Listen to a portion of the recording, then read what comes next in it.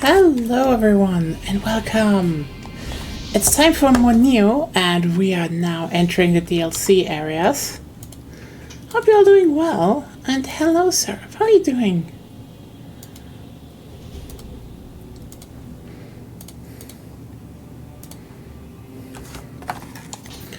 Okay.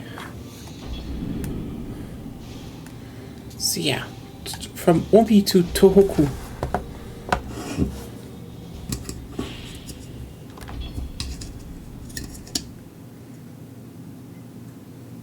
Wait, is it gonna play the cutscene again? Yeah, I guess. Enjoy the cutscene again for everyone who wasn't there last time.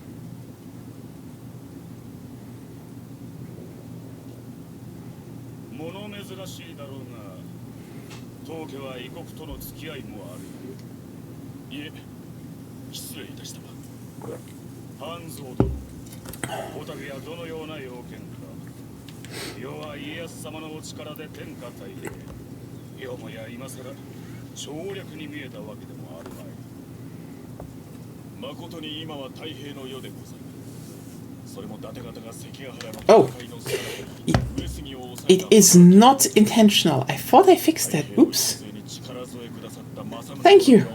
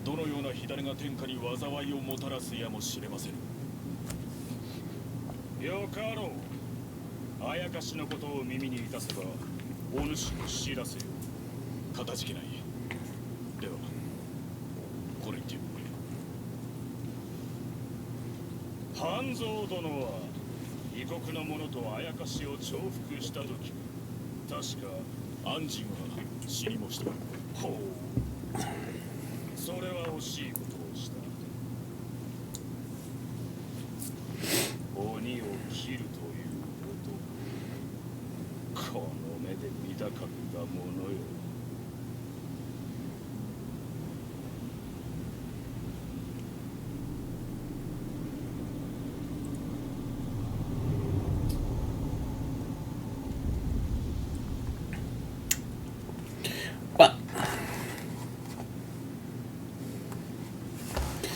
yeah, right.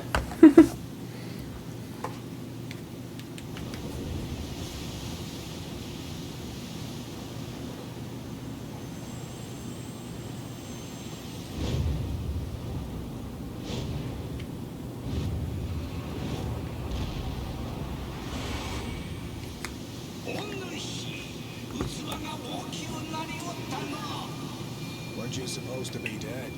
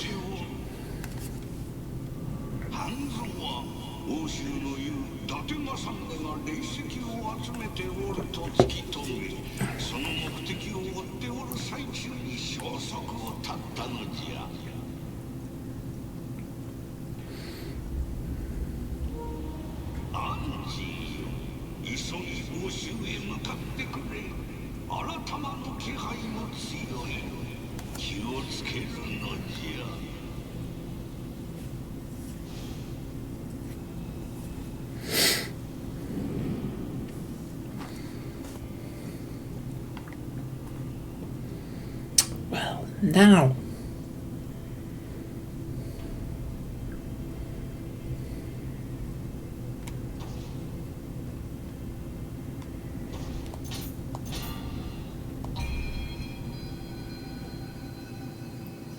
Oh wow.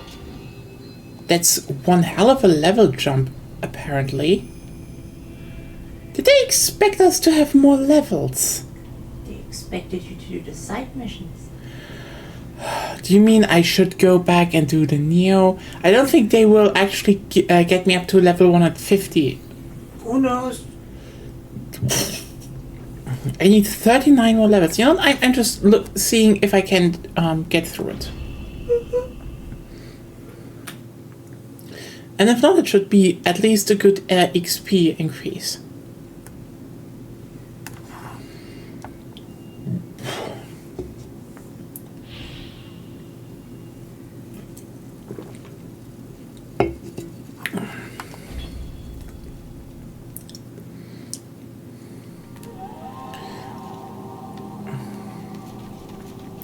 I do love that they did make, you know, an actual snow region. Like, we had an ice level, but yeah, this is like a snow region. And that's a vibe. Like, look at the Kodamas getting a cuteness update.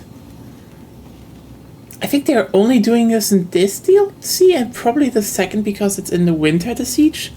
But look at them having cute little coats to keep them warm. Look at them! It is so cute!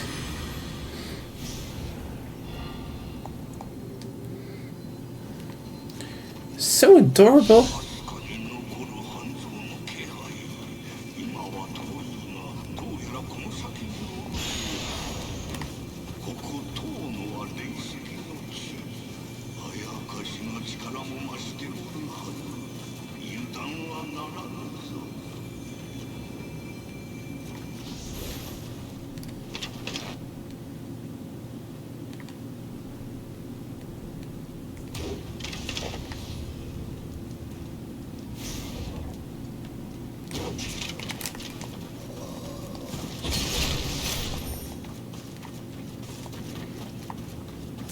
Also, this is...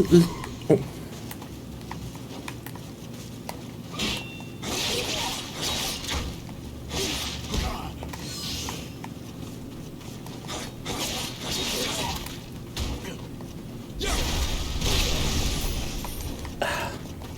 Yeah, I remember.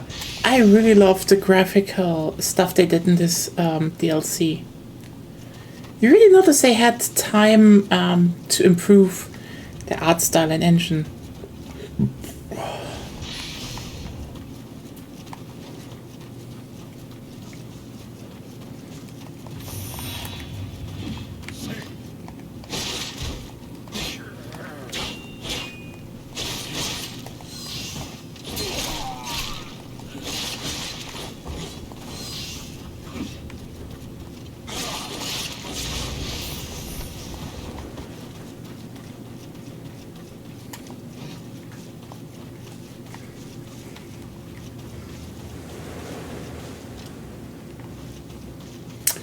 Oh yeah. Do want to bring this up though for next Friday, since I know that you know, next Friday we do have to look, a new Kodama. Aren't they cute? We have to have another intermission, and I thought like a bit about what we could do as an intermission. And I had this idea that we could maybe put in some rounds of Dirty Bomb with together, you know, fill up some servers, etc. Because right now Stop Killing Games is going on, and the key thing is that Dirty Bomb is one of those, you know, X live service / free to play games where they do claim, oh yeah, you can't just have an end of life plan. That's too much work. And shockingly, small studios Splash Damage just did that. Oh, I've totally forgot those. Yeah.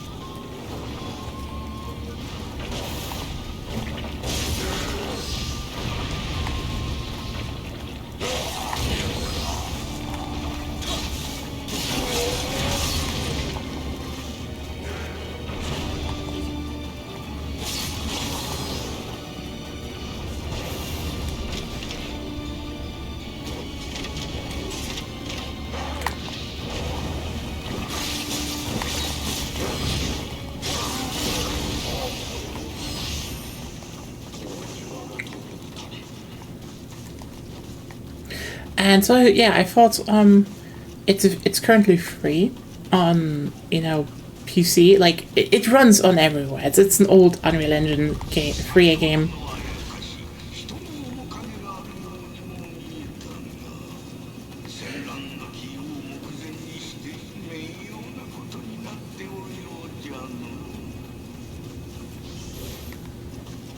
So yeah, the idea is, you know, since it's free, you can download it.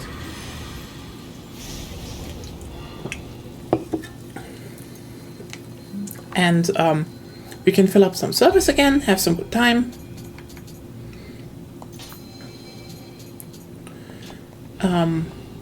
That's just an idea. And, you know, again, getting some awareness done of, hey, no, games can keep running. Very easily, actually.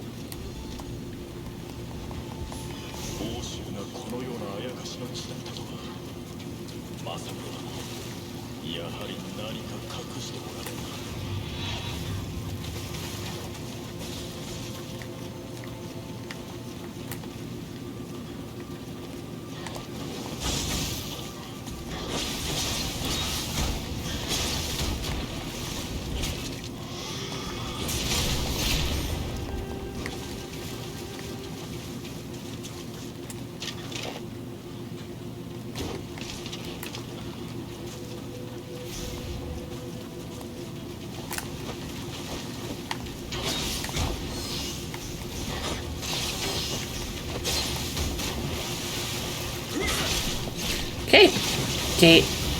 Just closing and opening again very quickly. Why the fuck do you do this?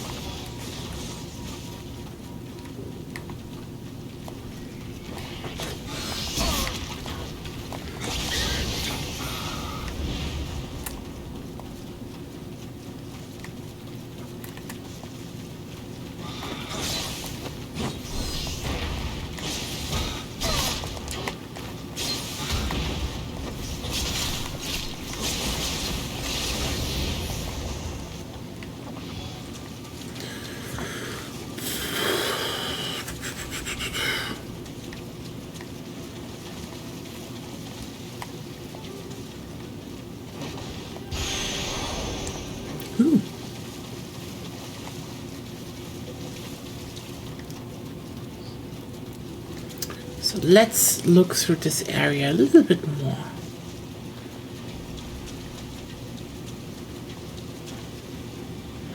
God damn it, there are a lot of cuppas in here.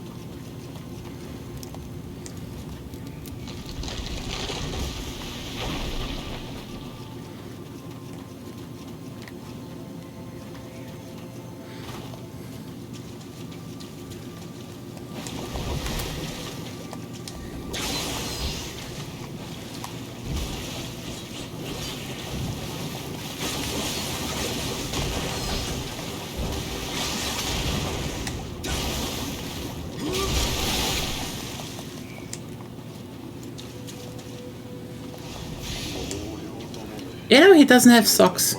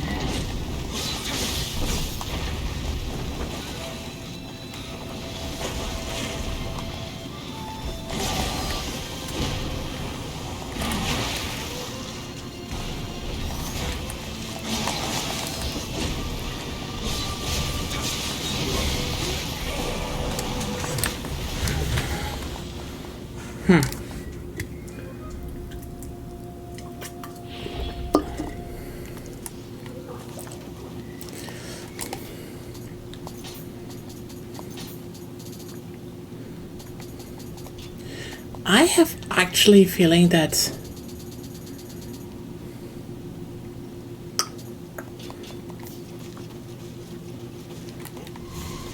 I think the intended progression is actually not the side missions,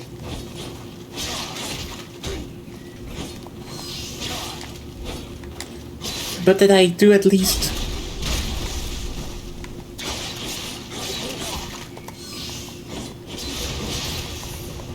a few main missions on the higher difficulty again, so I can level up faster.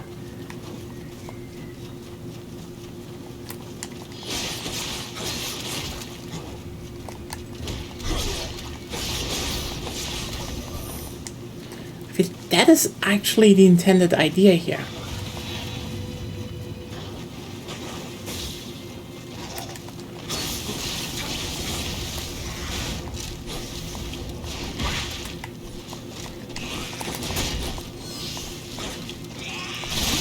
Ah, fuck.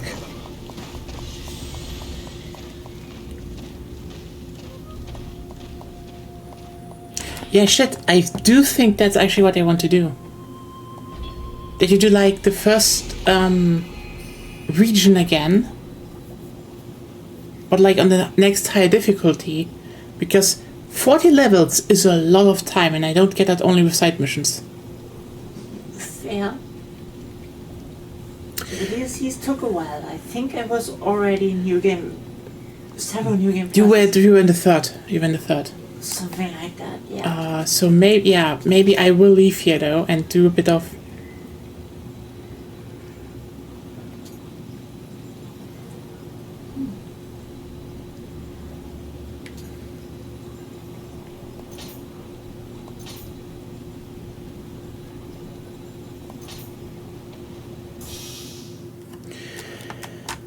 Yeah, shit. No Tohoku today.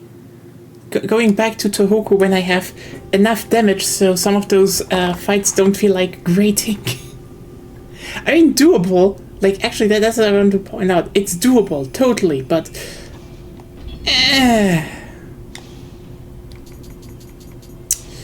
let's switch to Way of the Strong. Hello. This is the first.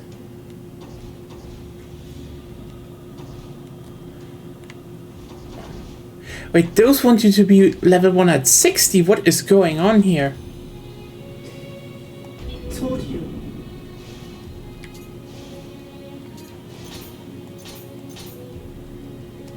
Huh?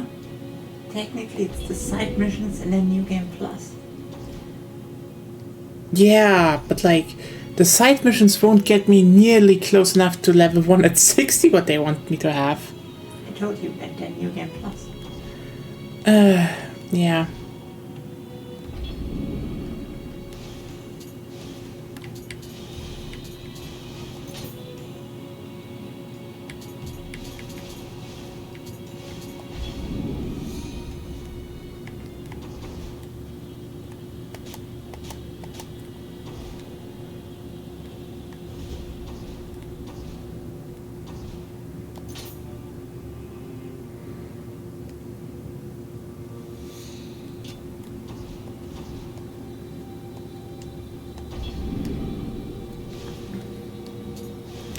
Now what? Let's see how the first mission goes without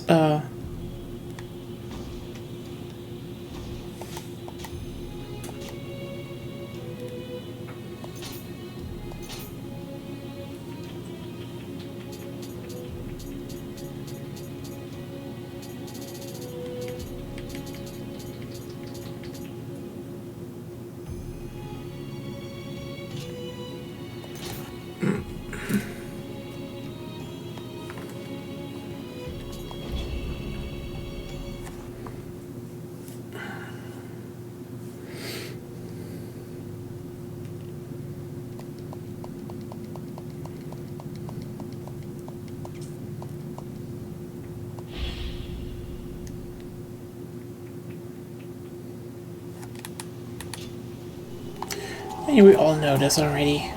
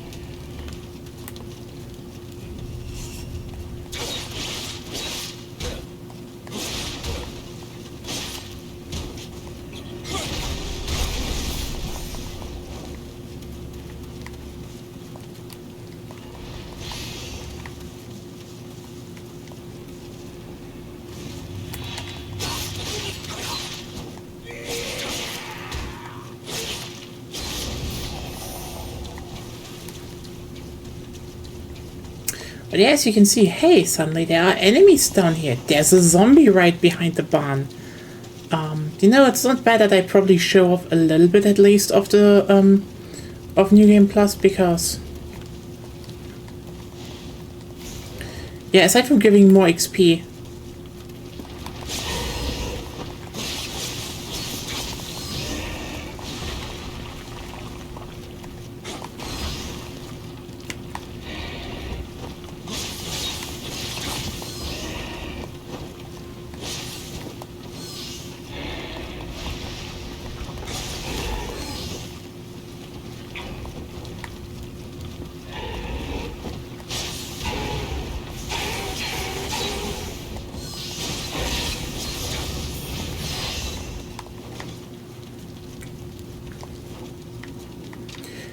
it gives it more XP, it has better item drop rates. They actually put a lot of effort into, you know, New Game Plus compared to, like, basically all other Souls games, where it's just, oh yeah, we just scale upwards, have fun. And meanwhile here it's like, yeah, no, a new enemy placement. New enemies.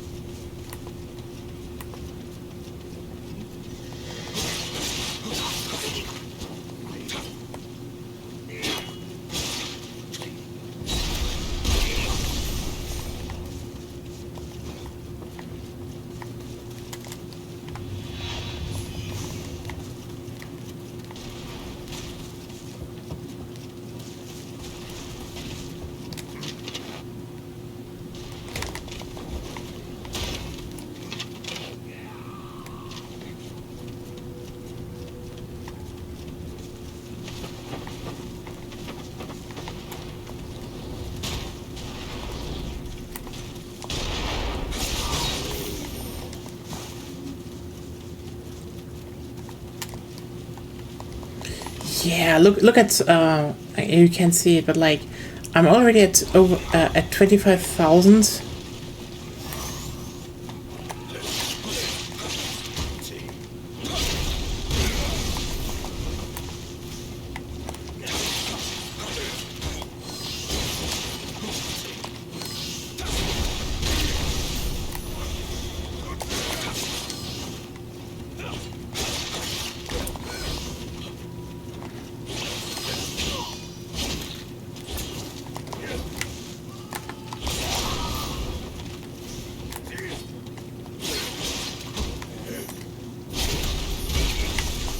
There we go.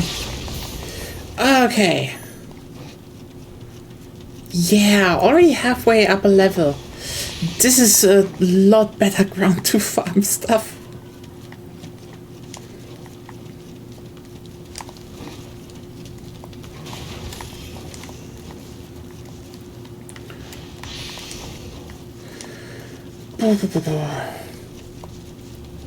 Like, I'm not gonna do a lot, maybe one or two side missions, then I will go to the back to the DLC though.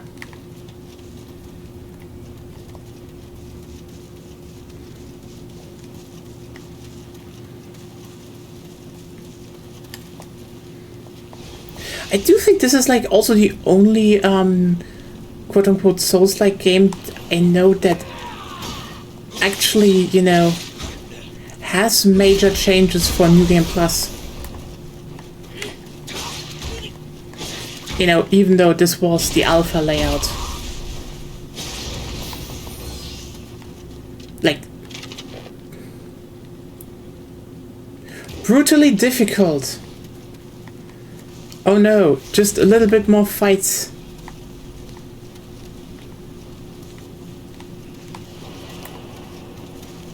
Bit more ambushes.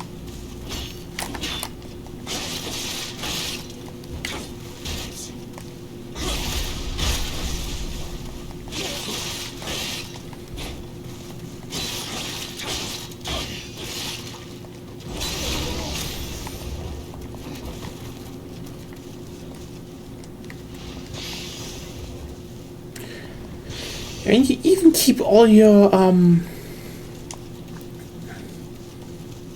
you can keep all the kodamas, which is kind of interesting that they, you know, I kind of like that because it definitely means, you know, oh hey, you just make your collection full, so to say. But yeah, it's still very funny that people said this one was apparently extremely brutal, which, like, I played this level in the alpha.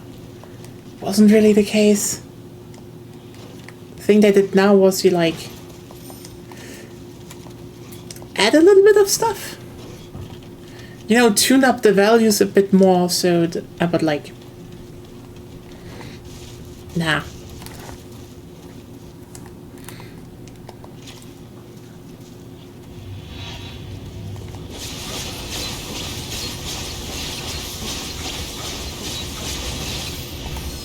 Even the goddamn zombies can still be bullied.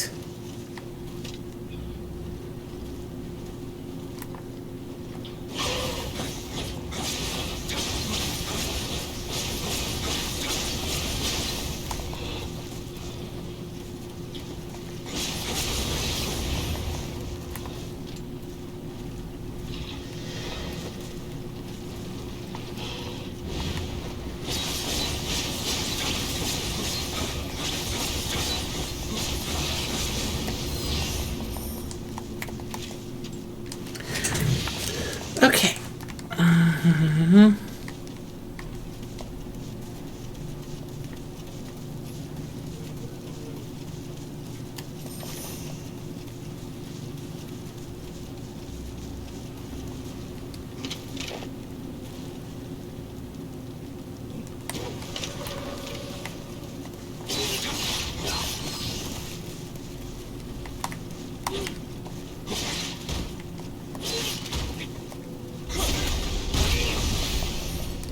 And there I have a level that puts me at, I think, 1 out of 12, which is neat.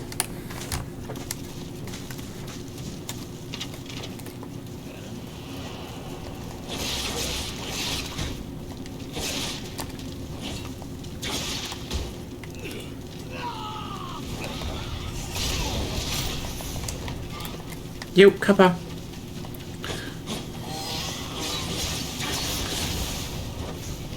Kappas are funny. I like that they're just, you know, random spawning loot boxes. Ooh. Wow. Just a blue katana. Maybe it has better stats though. No. Obviously.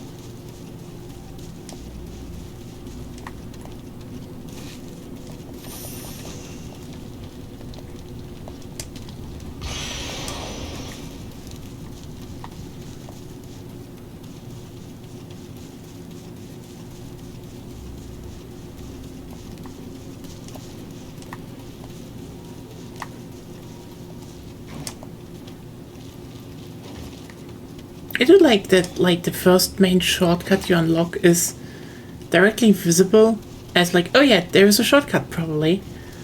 Also, it's so vertical. That's just nice. Okay, so more heart. We're gonna pump heart up first. That's just important.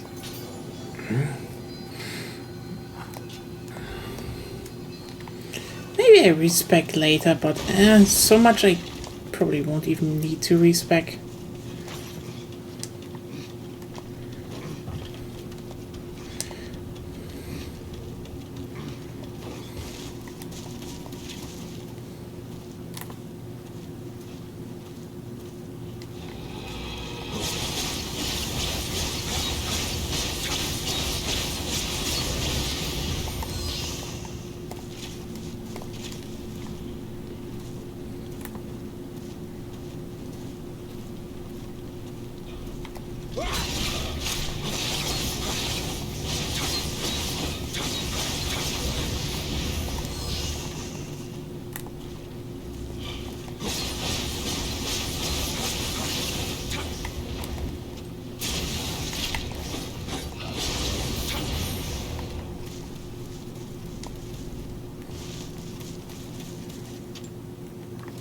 I kind of find it interesting, these Jesus statues they have sometimes around. It's like, yeah, you know, there were just Jesus statues in sometimes around back in the day.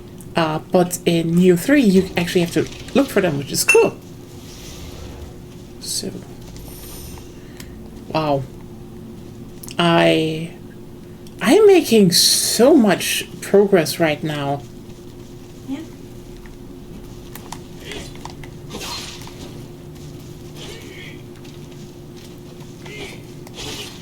Well, yeah, but it's still a little bit obscene, you know? What you technically should do.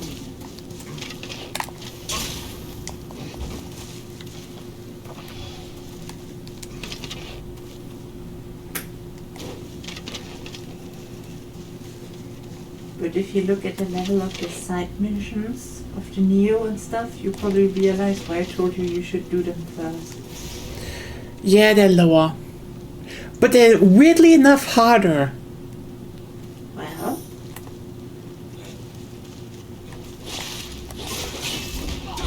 would be fun to watch though.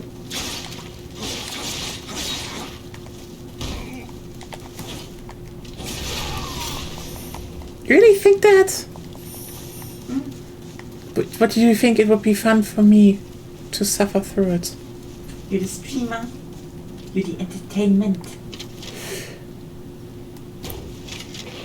Stop saying smart things. I dislike that.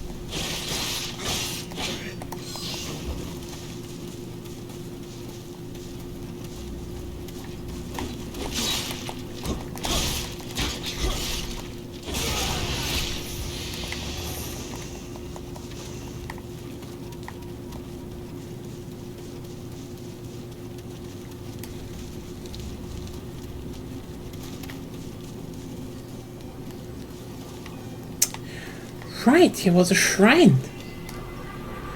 I forgot that. Never level up.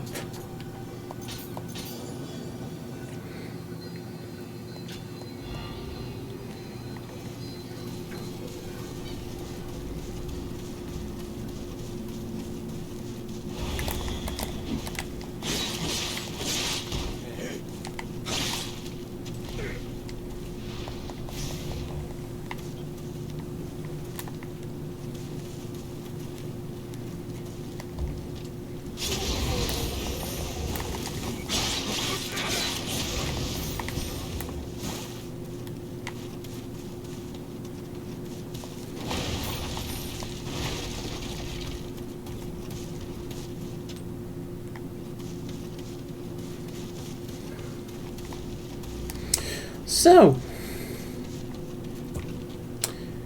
it's Saturday. How's the weekend for everyone?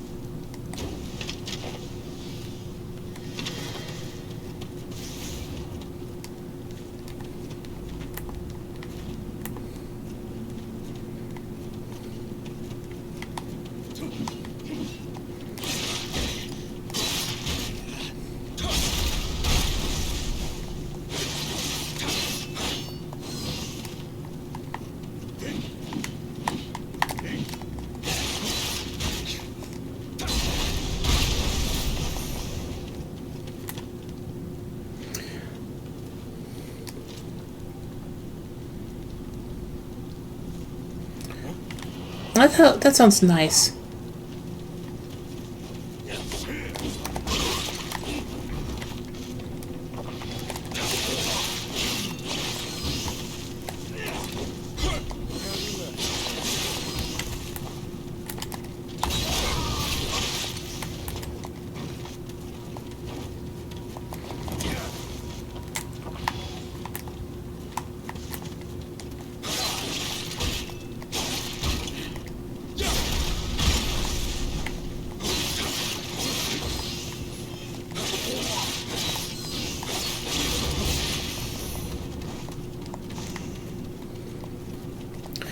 It's so fine far. It's fine so far. It's not a lot that's going on.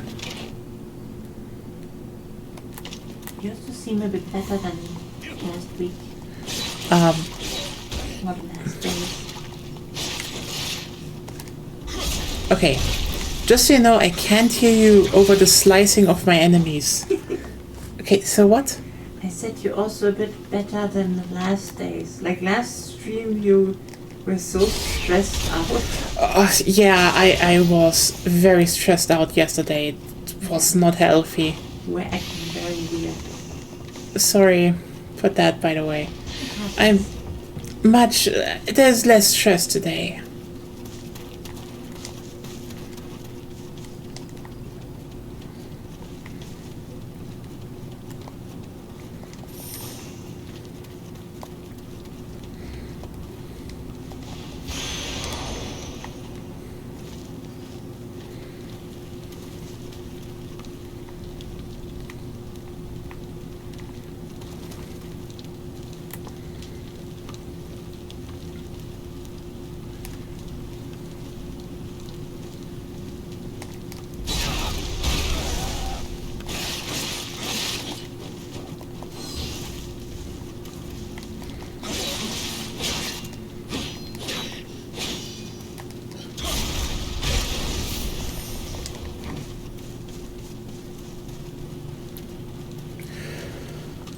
Would be shit if it wasn't. I mean, it's probably not away completely. That's just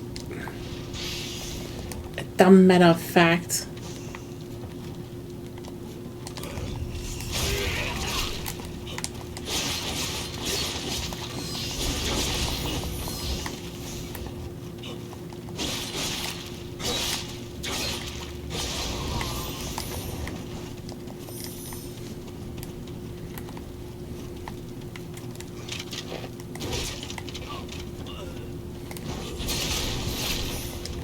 Get headshotted, idiot.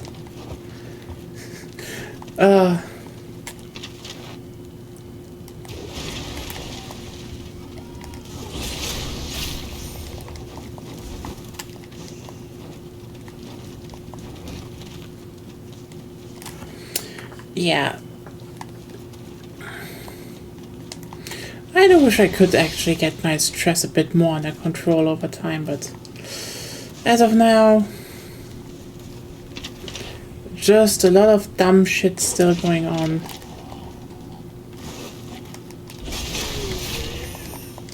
I'm grabbing that free XP.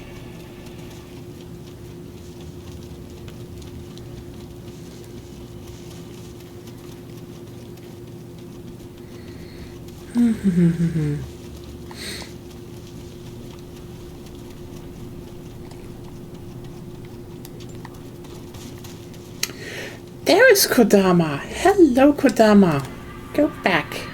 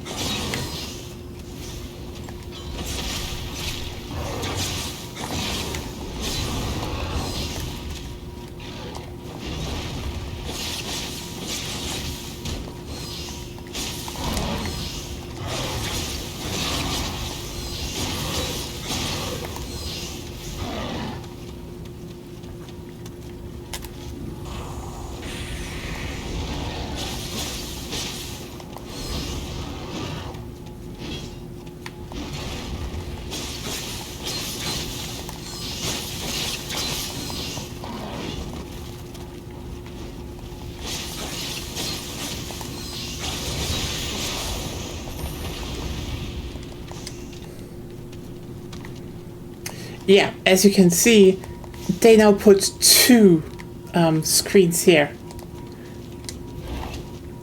Because fun!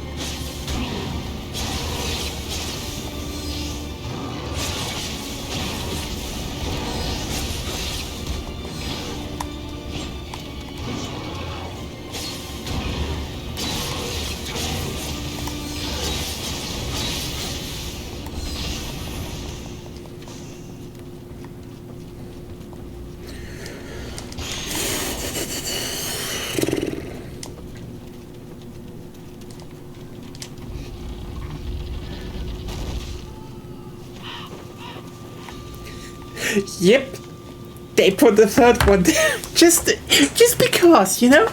Just because. Just kill more yokai.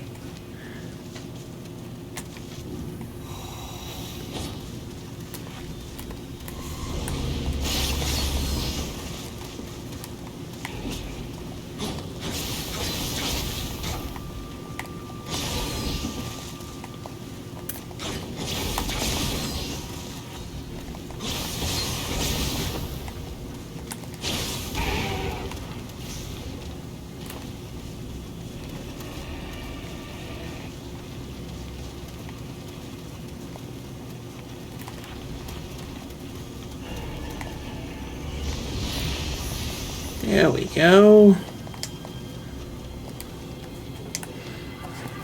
I think I'm missing one Kodama in this level.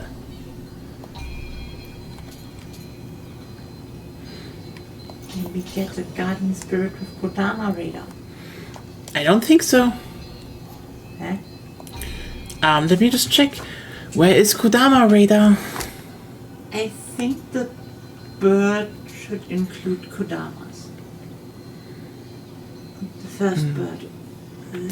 Nope, just bird protection, evasion, key, equipment drop rate, quick attack damage, and luck. And life recovery.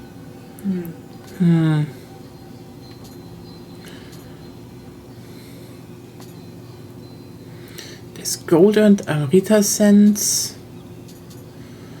Yokai close treasure sense is here. Stealth for enemies. Unlimited on Nioh. Yokai item drop rate and paralysis. Okay.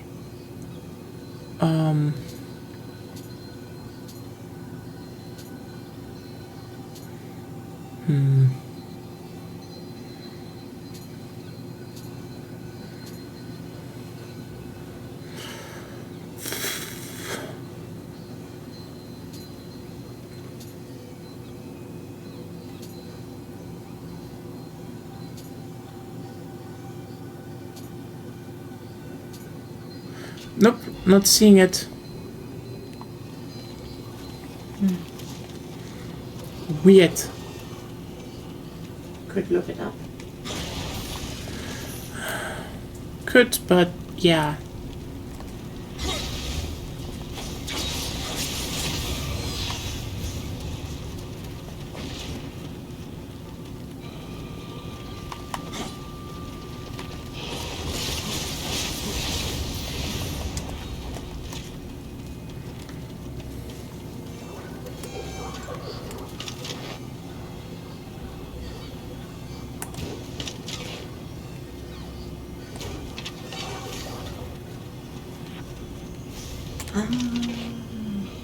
I think charms can have the ability. That could be the case, yeah.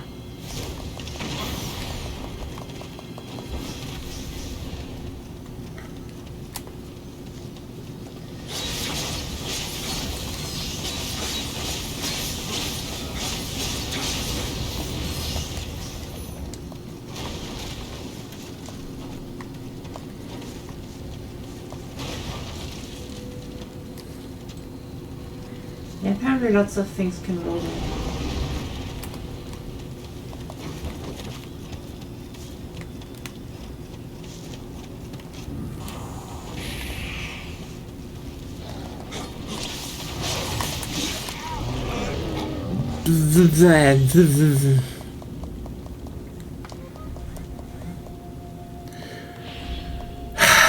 Slow turn ninja, still deadly.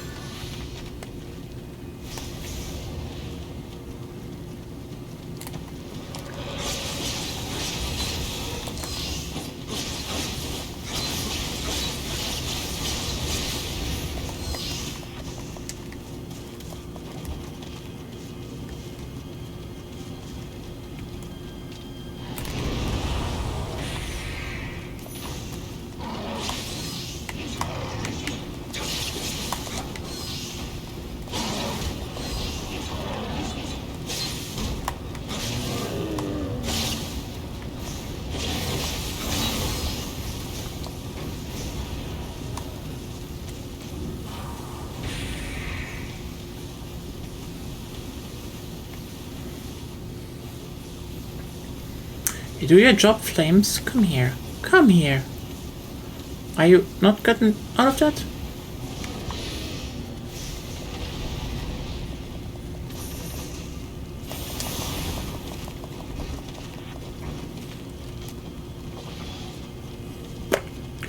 Well, that happened.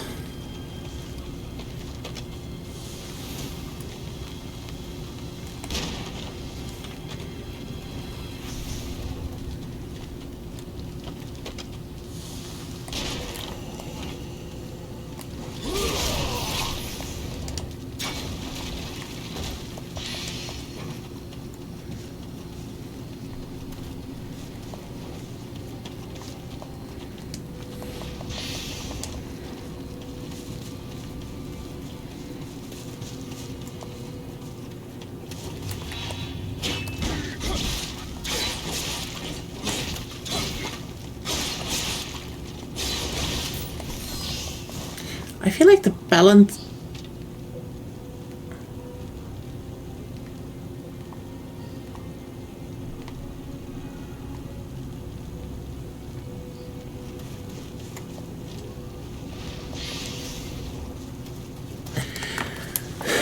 I feel though the balance of the difficulties and missions is a little bit off in the Nioh 1. Hmm? As in, oh, you know, you get, what's it called? You go and, you know, finish the game. And then there's an alarm outside. What?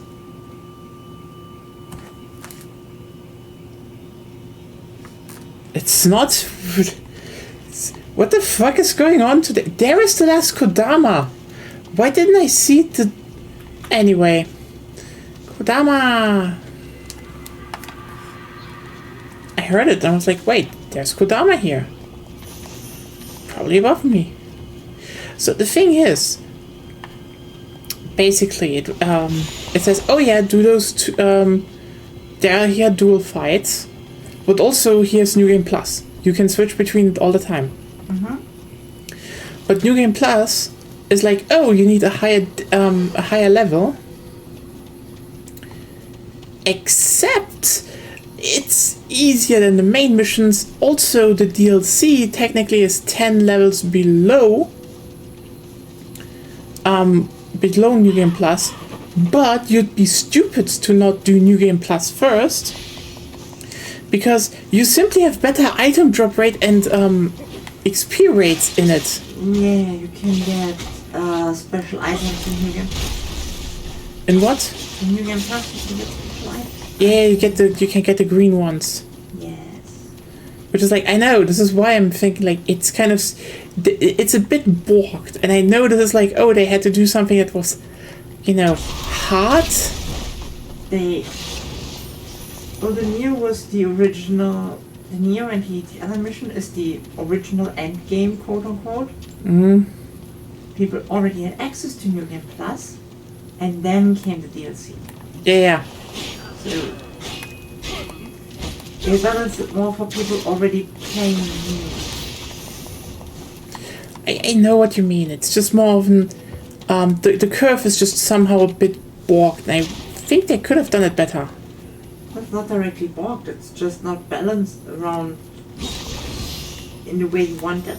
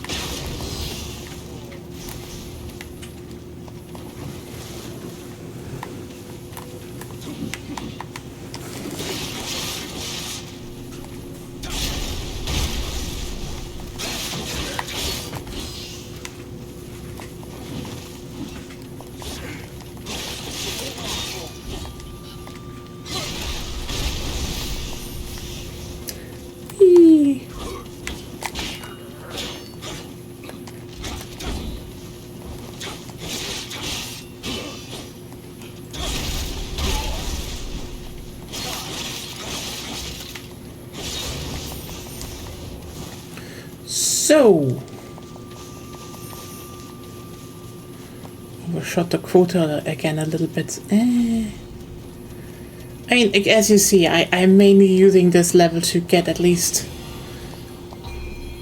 a bit further up,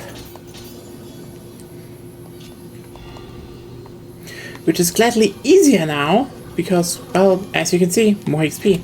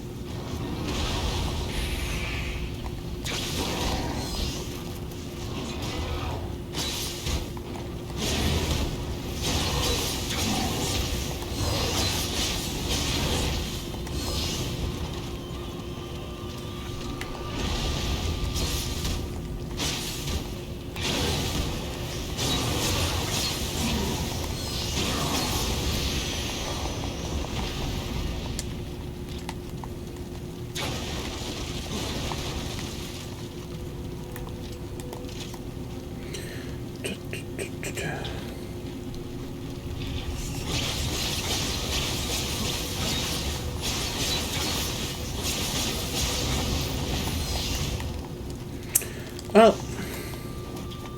I just hope overall everything will hopefully get a bit more relaxed with the next days. And hopefully, you know, my current Nioh grind will actually come to an end next week. I like the game, but you know, at some point you're like, I've been playing this basically non-stop for weeks now. At some point you really just have that in your mind, you know. I wish I got to actually a lot more. Sorry, my biggest problem right now, everything is just full. Like, I know. Sounds hilarious when you say it like that, but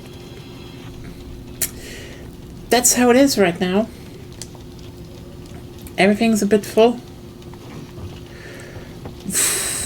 I am gonna be happy when, you know, I'm gonna do Prey on Sundays. That's gonna be a little bit more interesting, I would say.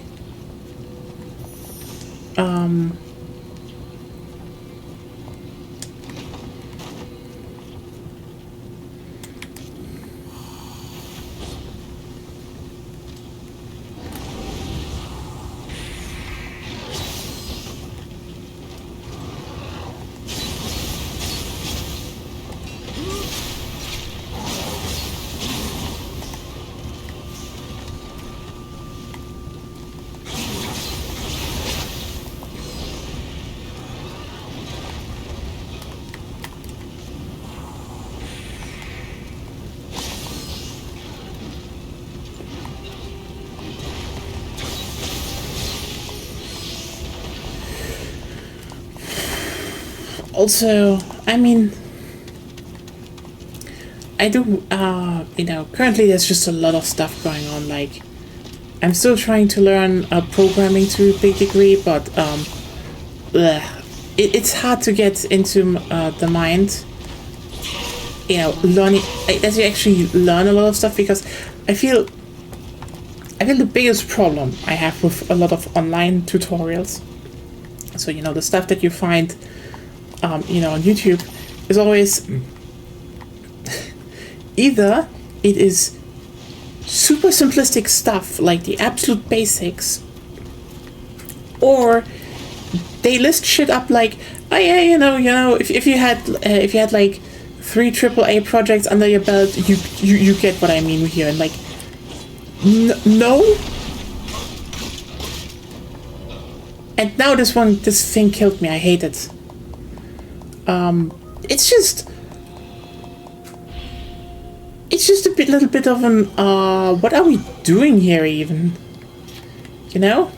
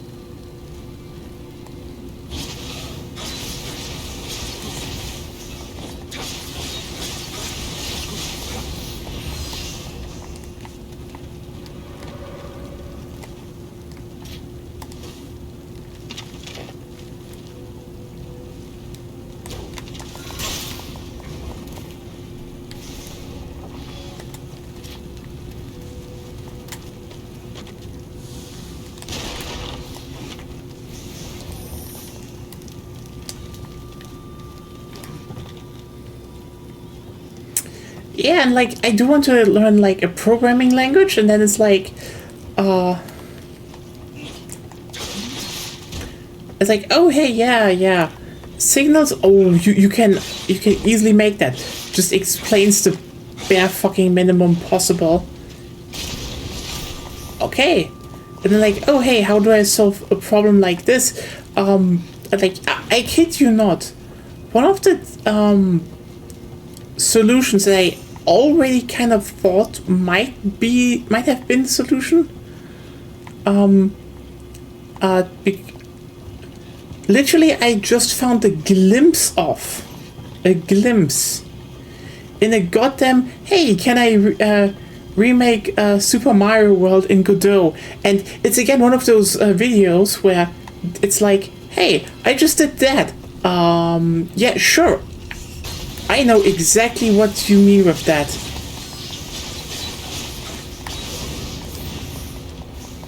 It's completely logical.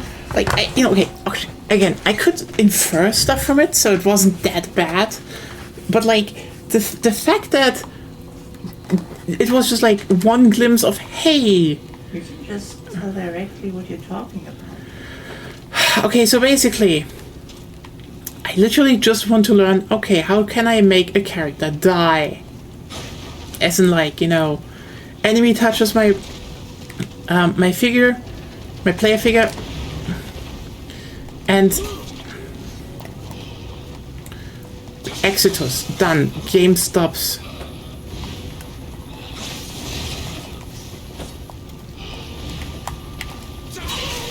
And the wildest part is that, because I was like, okay, hey, some signals and hitboxes don't really work, with certain nodes in Godot. So, like, how do you do that? And then I was like, should I just add the other node to it? And the answer is yes. But again, the only one I knew, I saw really was this one goddamn video that explained barely anything.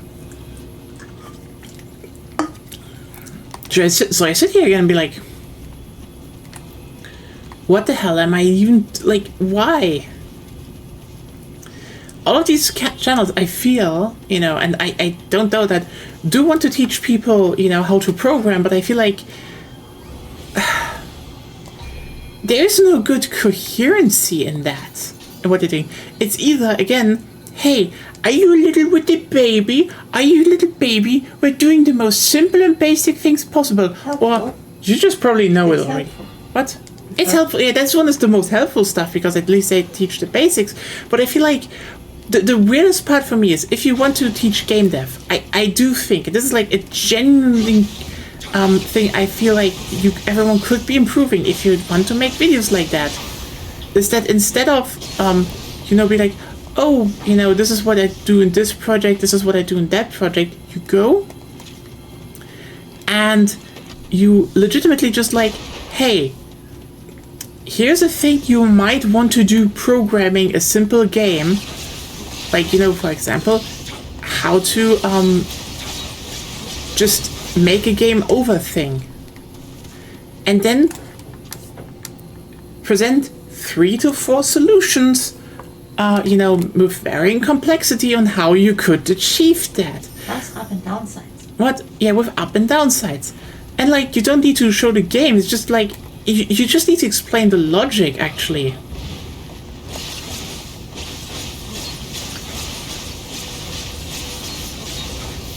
Because even when there's, like, a video that's just like, oh yeah, hey, this is how you do that, it's usually just, for, like, one solution for one game. It's like, I know that coding can have multiple solutions. I know that.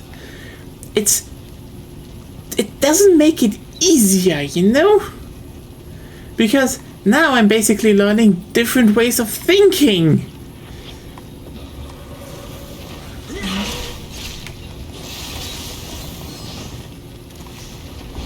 Makes no sense. No, it makes complete sense because, see, everyone, all of the people that put down tutorials on YouTube code in a specific way because this is how they understand how the language works. They're all viable solutions, mind you. Yeah. It's just, again, there is no coherent, oh hey, this is how you could actually solve a problem. It's more of, here's one solution that might just work in one specific context. Yeah, those are two different things you're trying to combine there.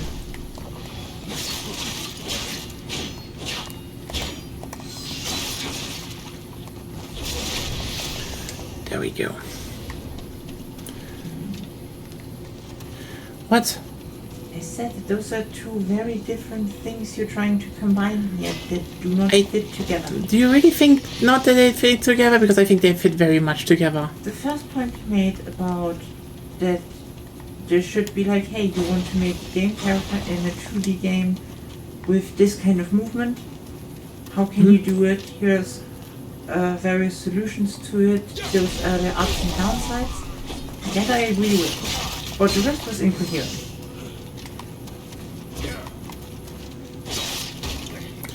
Okay, my point was more like that. I feel the only the only videos that really have that show only show always one solution, and it's always a hyper specific one. That's So what has it? That doesn't.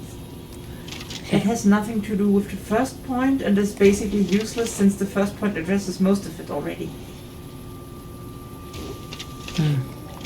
That's why I'm saying it. To me, it's very incoherent. Okay.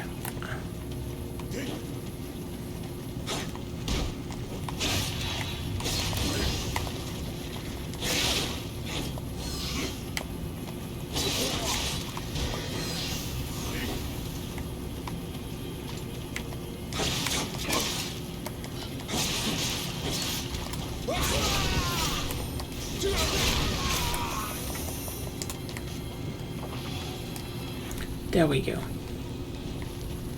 And like, how the hell should you be able to actually start making your own games? Because I don't feel there are like actually good you know. In short, you figure it out yourself. What? In short, you figure it out yourself. Yeah, I guess that's the case, but still. It's frustrating. That's true. It's not a good learning environment.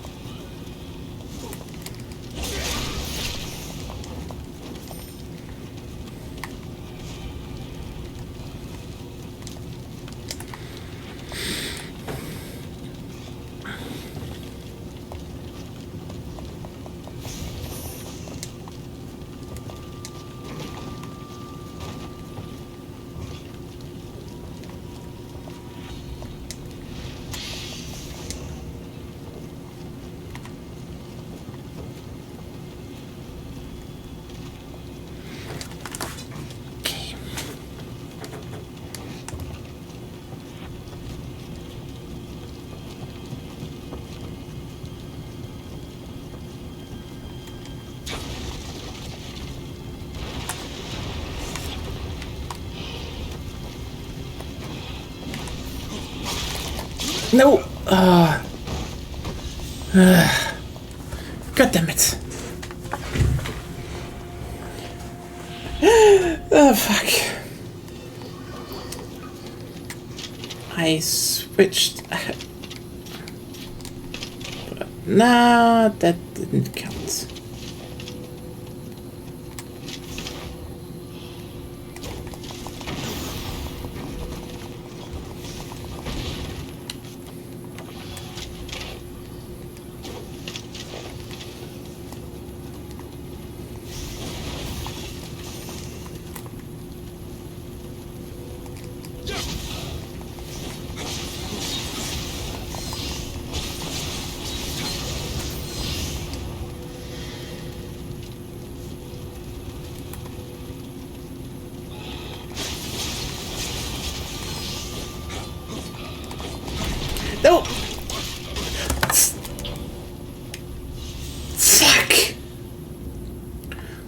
my god.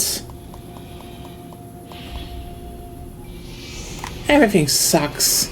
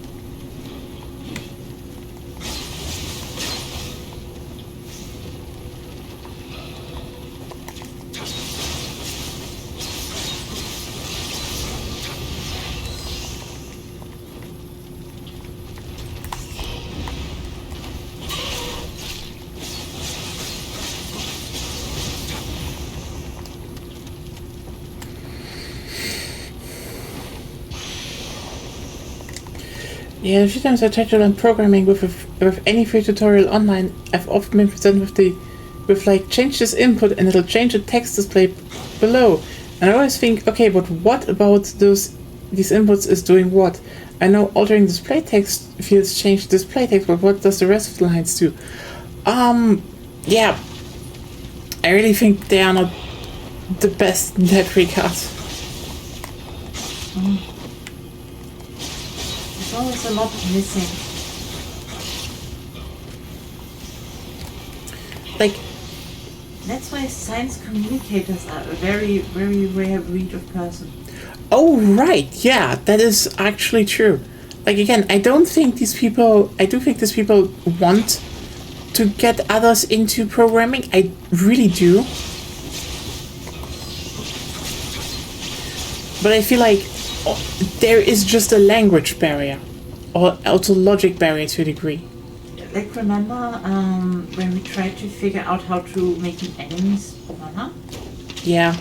And I searched for hours, and the only thing I technically found how to do it, but even though I did not fully understand how it worked, with my limited understanding I could see this is way too complicated. There has to be a more elegant solution, and like 6 hours later I found one video. One. Yeah. I feel like that is probably the biggest problem, a lot of people who can program have, because, like, let's just be real here. Programming is arcane magic, to a degree. Kind of. You're writing spells down and they make something with in the iron machine, okay? The thing is, it needs a very specific way of thinking to be able to be used properly.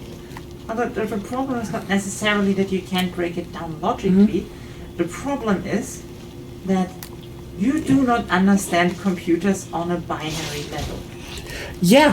If you would have that knowledge basis, you could derive a lot yourself. You could probably do your own programming language.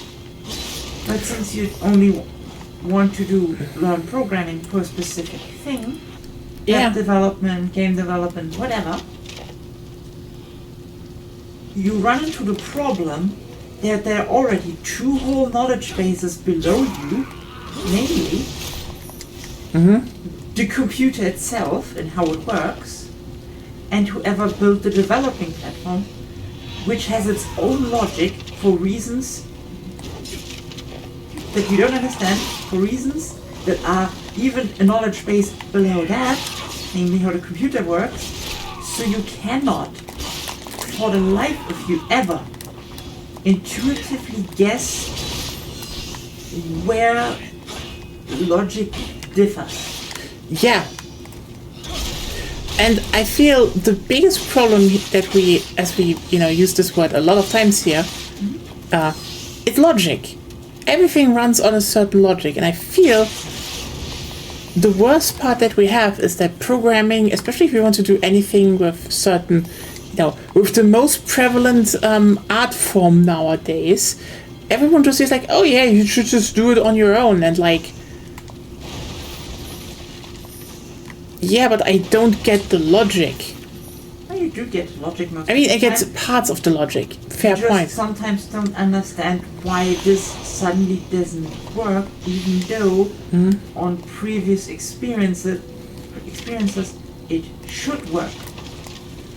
Yeah, it's like it's frustrating.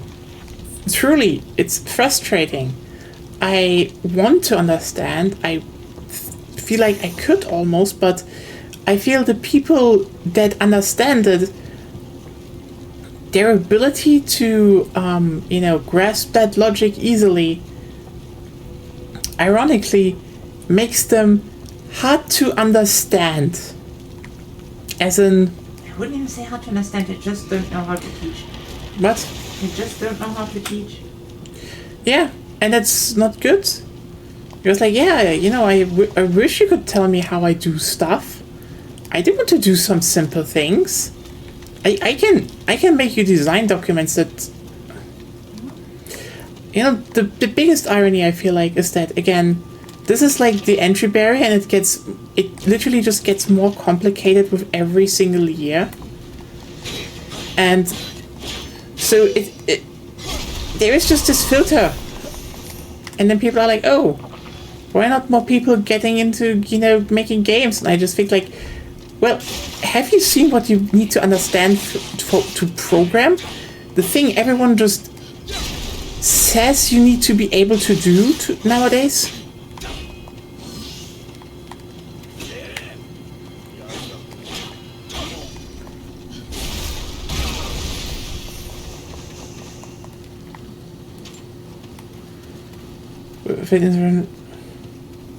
So you understand Python? Yeah, that's always the thing. Do you understand Python? Python is easy. No, Python isn't easy.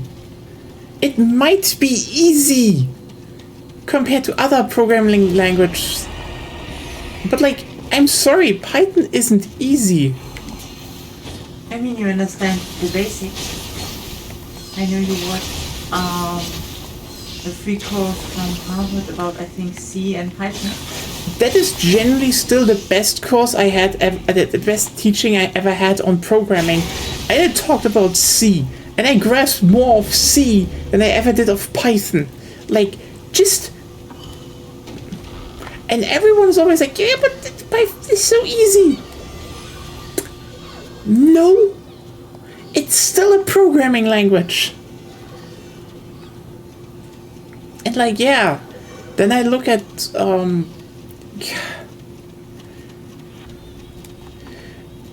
and then I do look at, a lot of current games, and it's like,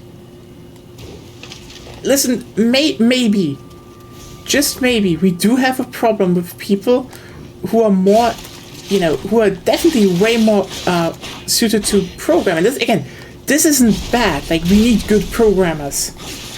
Good programmers do a lot to make games, even possible. But they land in design positions, and it's like sometimes just absolute baffling decisions, and you're like, how the hell did that happen? It's just like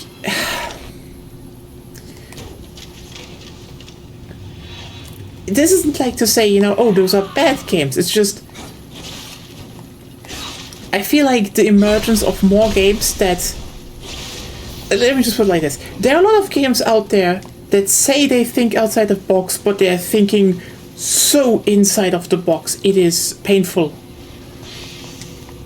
Also, hey Claire, we're doing at least 1 or 2 levels in New Game Plus, so we have a bit more damage and such to do the first Tohoku mission. Because it was a little bit painful and we're getting not a lot of XP out of it. Again, yeah, small delay today. We're not doing Tohoku, we're doing the funny New Game Plus grind that gives us way more XP than the DLC.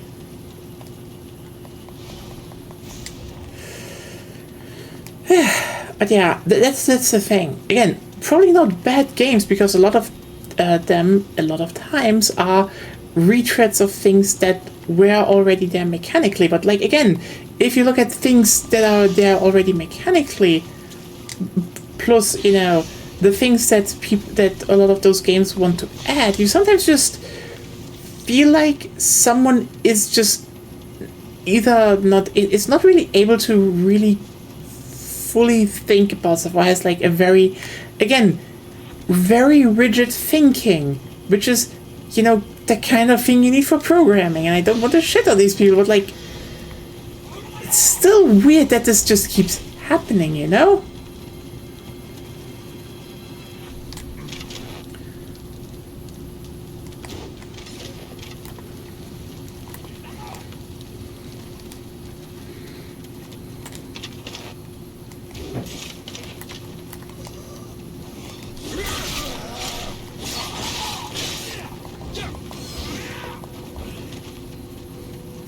How are you doing, Claire?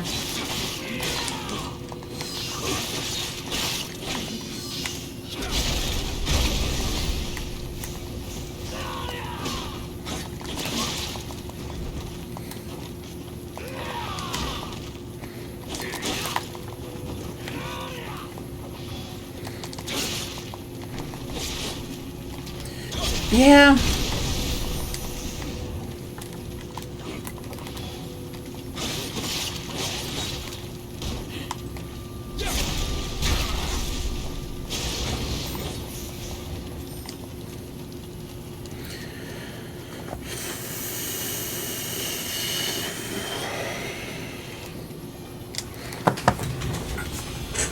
Like, interesting. One of the moments I feel like that happened is recently is they just showed the new class system, quote unquote, for the next Battlefield game, and hey, controller, is everything all right here? Yes, just didn't connect. Okay, and how should I put it? How should I put it in the best way? Oh, this is not gonna go well. As in,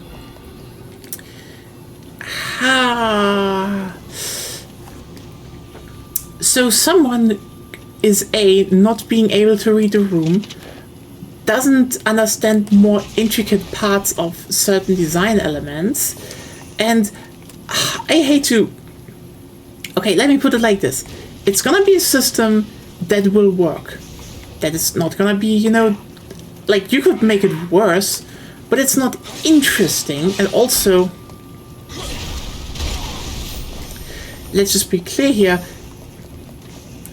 really doesn't understand how a class system should work. Because the thing is, okay,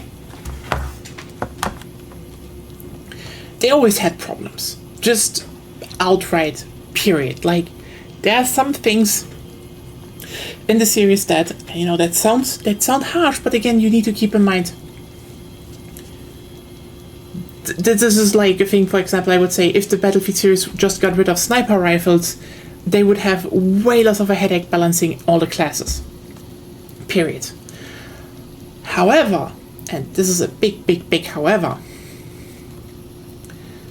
the new system feels very much like someone didn't get why certain things were the way they are, bought into some genuinely stupid ideas from people, like, oh, everyone always used the assault rifle, so this is why everyone always plays assault, because they have the best weapons. And the answer is like, no, the most played classes were always the ones that heal themselves. Anyway, but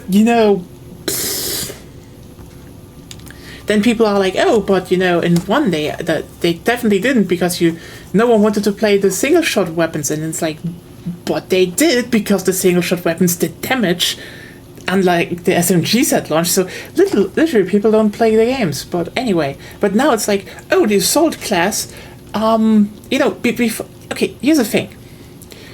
Traditionally, you had 4 things, like for the last decade, 4 things generally shuffled but split up generally onto 4 classes. One class had stuff for, spotting and mostly a respawn beacon. One class had, resupply for ammunition. One class had reviving and healing. And one class had, repairing and rocket launchers. Sometimes that was shifted around a bit. Like, for example, in 5, the assault had the rocket launchers, but the repair tool was on the support. This is, by the way, I think 5 had kind of the best class system besides 3, in my opinion. Just throwing it out there, despite the flag this game gets, I think it got that point really, really well. Now the assault has under-barrel grenade launchers.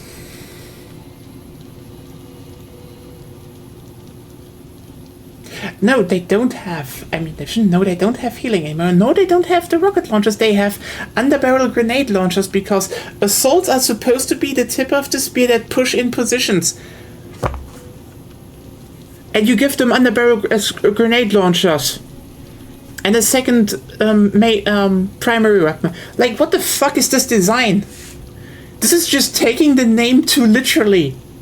Who thought of that? Who... Like, what the fuck? And then it's like, oh hey, snipers have that because, every class now has like 2 perk trees they level through and they give some bonuses and make them stronger over the course of the match, which I think is fine, by the way. Capping in like a sort of ultimate ability. Again, fine. I do not hate that concept. But then they do with the recons. It's like, oh, one tree is just now if you kill someone with a headshot, with a sniper, they can't be revived. And it's like, listen, people. I know this is probably not gonna be statistically relevant, but do you know how many people this will piss off on principle? I mean, aside from the fact that.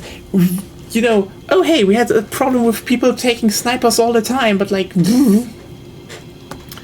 but hey, now they're like, oh, the assault had a med pen to heal themselves once, so like Bad Company 1, but we're taking away the healing because apparently people had a problem with that, and now everyone just points out, yeah, why the fuck do you play them now? Why? Just why? Just play engineer. There's no weapon lock anyway because, customizability. No bullshit. You should have weapon lock so you can have more weapons in the game with better balancing. Like, this isn't even hard. Like, you're a realistic game. You know what the problem is with realistic shooters?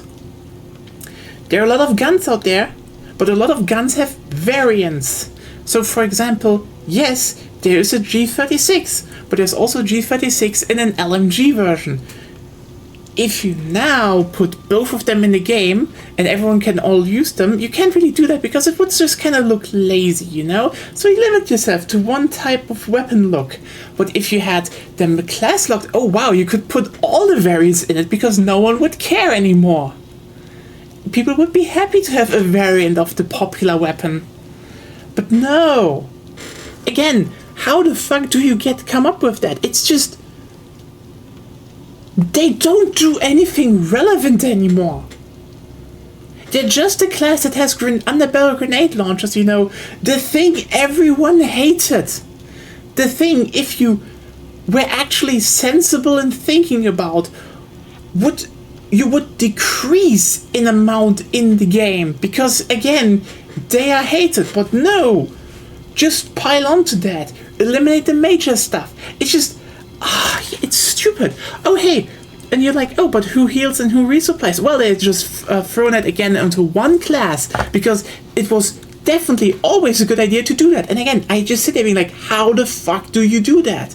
This only can come if you either think, again, very robotically, as in names have a reason, so we have to follow the name because the name makes sense, not the general design decisions, and also like, we need to change something. Like, yeah, you could.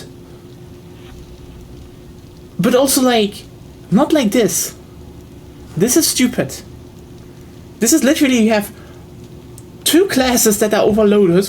One class that is basically saying, hey, if you want to be like someone who just hates other people, plays snipers, and gets hated by their own team, yes, go for that. And one class that is useless. Cool stuff. Really, everyone loves that. I'm ranting here, but you see what I mean? You see how this ends up, even though, you know, you had like a whole decade of, hey, they finally got into the fucking groove. And I think the biggest irony about that is,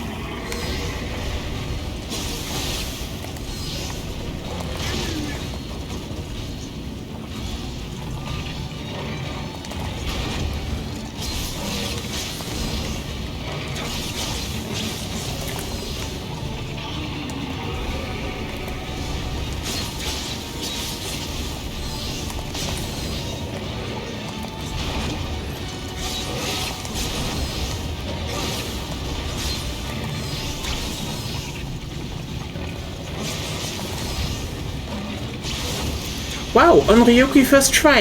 Yay.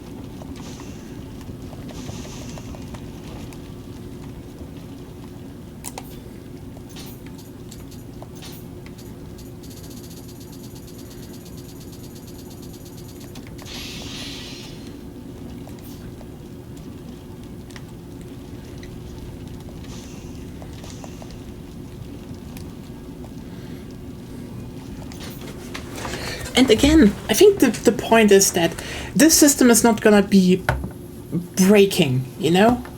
It's gonna work out. It's gonna be fine. Like, that's the thing. Like, it's gonna be fine. But it could be better. Like, this is generally something that feels like a step back into, oh, we try to figure it out again. And like, no, you figured a lot of stuff out already. You just need to find the right balances.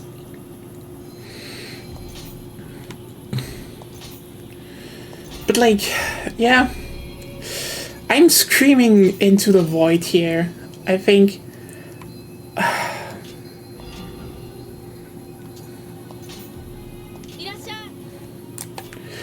yep. Oh, sorry, I skipped the cat clock, yeah, but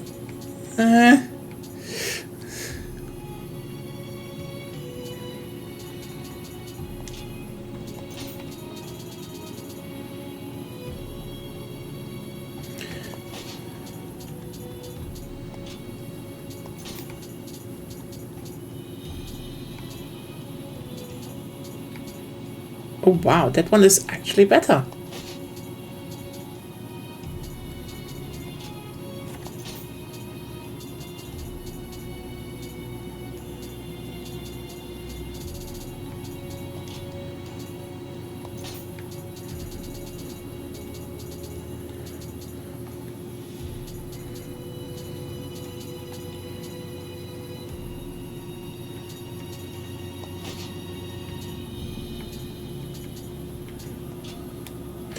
Yeah.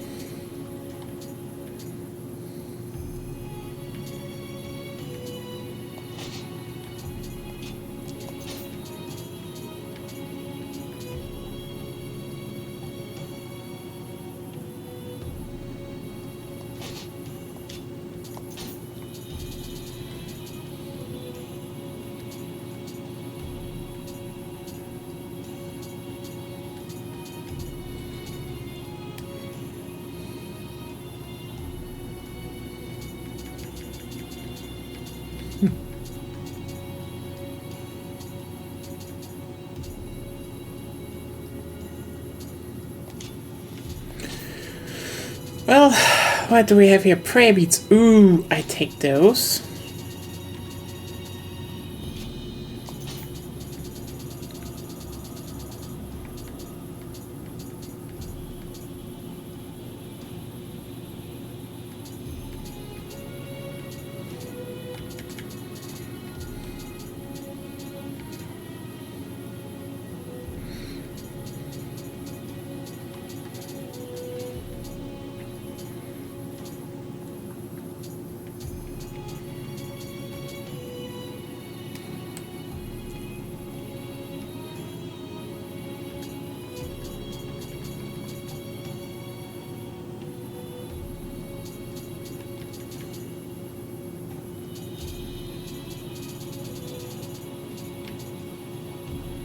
Yeah, fair. Should probably put that one on. Oh, this one's also not bad. Yeah.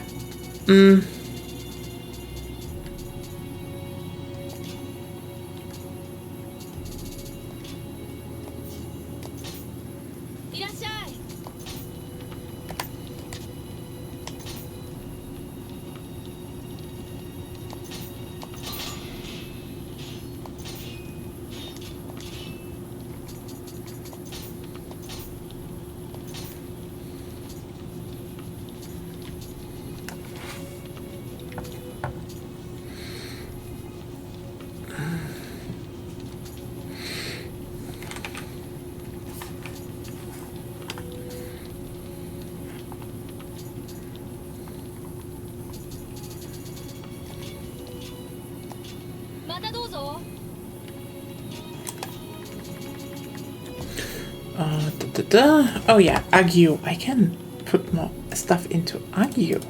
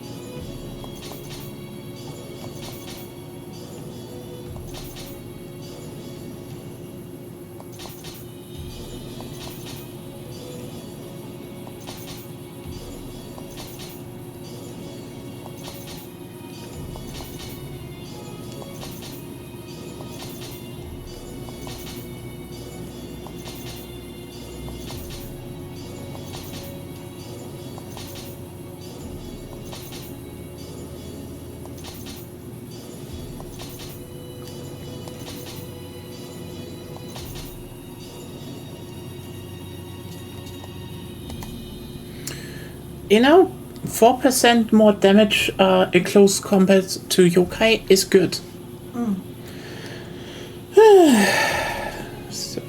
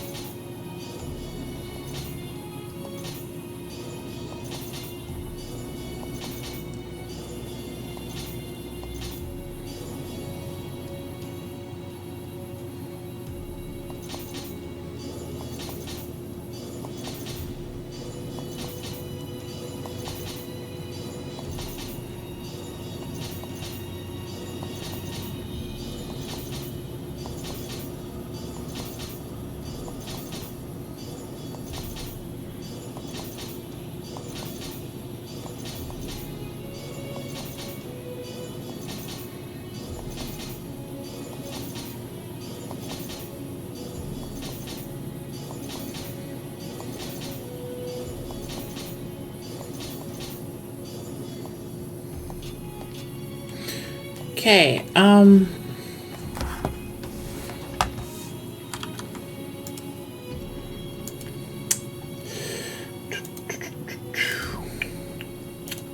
next thing. No. The thing is, I don't want to pick bad shit. Like there are some options that are just kind of not good. Like for example, item drop rate is actually not good because it only affects items, so consumables, not equipment. If it was equipment, I did already. So yeah. Da, da, da, da, da, da.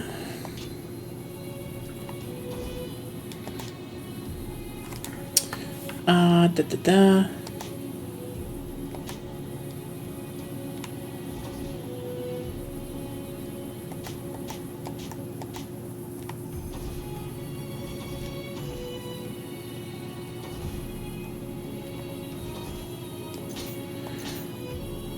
No, I'm not gonna do anything about it. I just want to get some more levels. Like 120, 130, and then tomorrow we can actually do Tohoku. Like, we started Tohoku and it was a bit grating, I would say.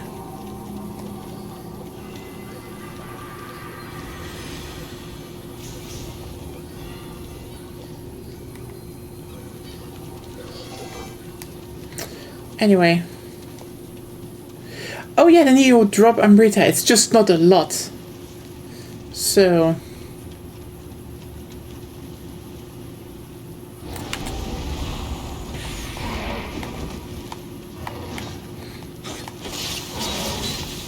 The progression in this game is a bit goofy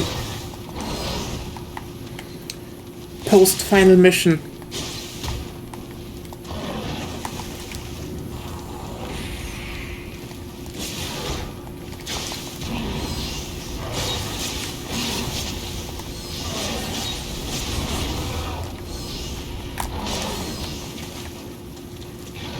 Like, there's a reason I'm basically only pumping up hard right now, because, well, I do want to have a fucking, I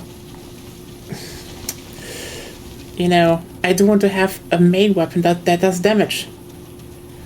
No, I did not yet, so... Huzzah, you have not missed something out.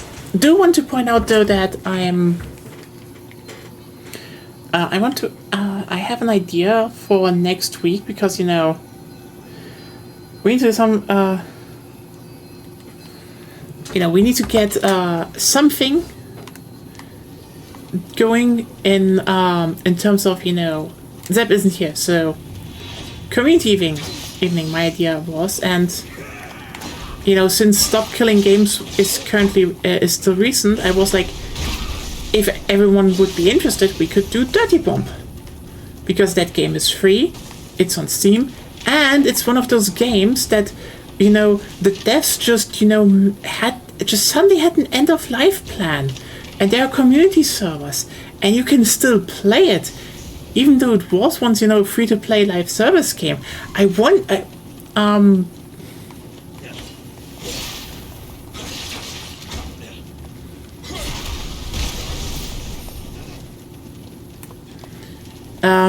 Dirty Bomb is if Overwatch was actually a good game.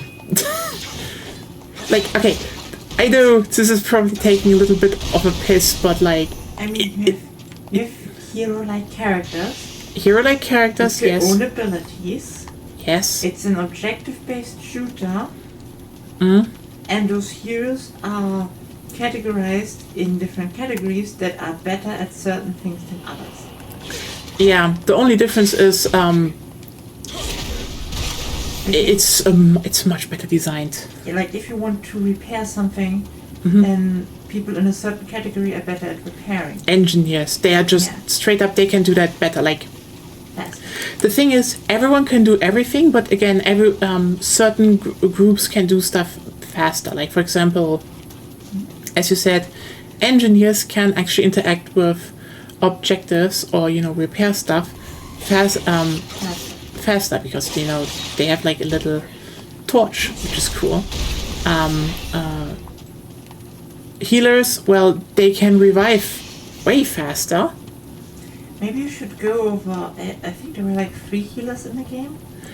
Do you remember More. You had basically you had 4 at least. You had one that is just placed down as an AoE healing station.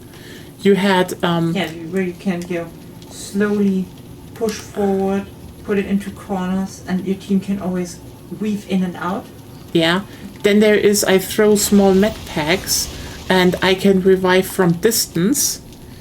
Then there is I can Phoenix is the aggressive healer. Oh yeah. I think he heals around him. He can heal himself. He can revive himself. Yeah, that is oof. That's also cool. Yeah, you can be kind of an asshole with that.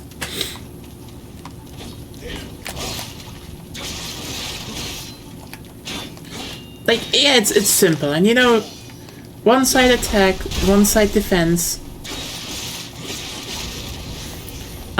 Biggest difference though is that they never sneaked in some bullshit like, oh, here's King of the Hill or something. They always were, it's attack, defend, attack, defend.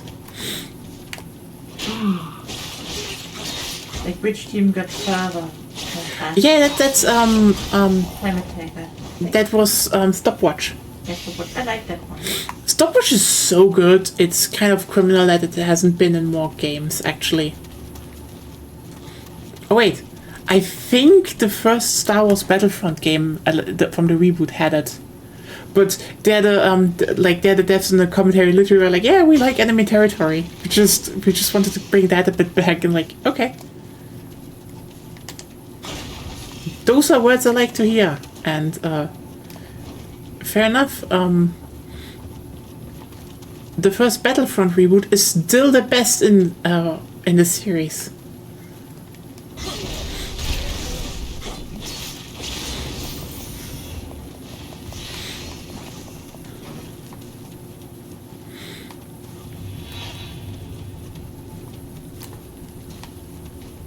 So yeah, again, it's free. Simple, free. Everyone can play. Everyone can have fun. And the point is also, it isn't. Is a game that, you know, a lot of, you know, that is claimed, you know, from people like Pirate Software. Oh, you can do that, and somehow the Brits just did it. Maybe, you know, maybe this is just an American skill issue, and the British just can develop better games, which they do usually. Like, holy shit! Congratulations, Britain. You traded everything that a normal nation had to be pretty solid at video games.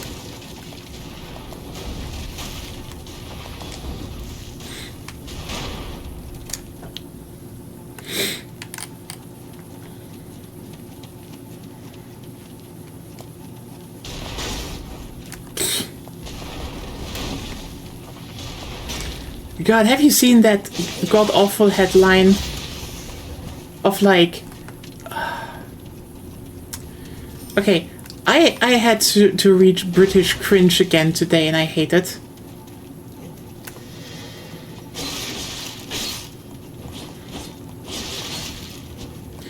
Basically, a British woman was very furious that she you know, she went to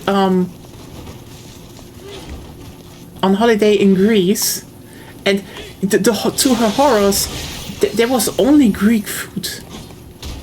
Like when she was at breakfast, there were tomato slices with mozzarella, but no bacon or sausage. She couldn't eat English food, and that's like apparently she was like, that's against her rights.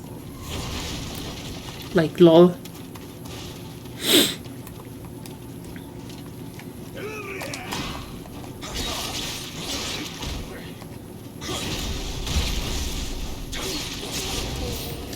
I know the horrors. You had to eat good stuff.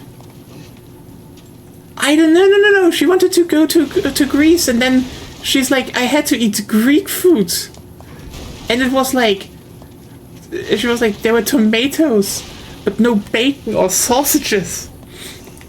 But they had kebab, and that was horrible. And it's like, shut the fuck up.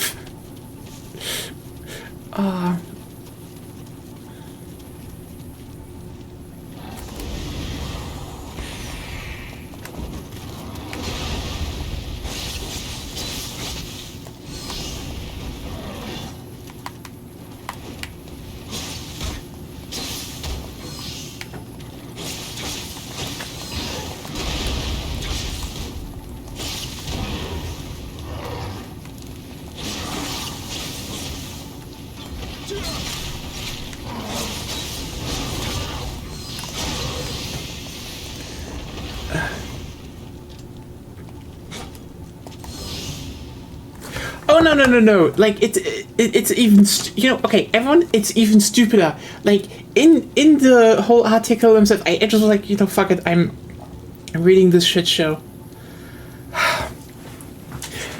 Literally, she claimed it was a problem that she, you know, at the breakfast in the hotel there were, you know, tomato slices with mozzarella because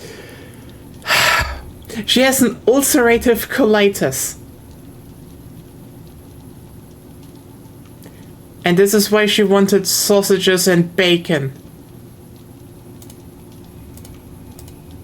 Girl, you're fucking lying? Or you're so dumb? I hope your stomach problems never calm down.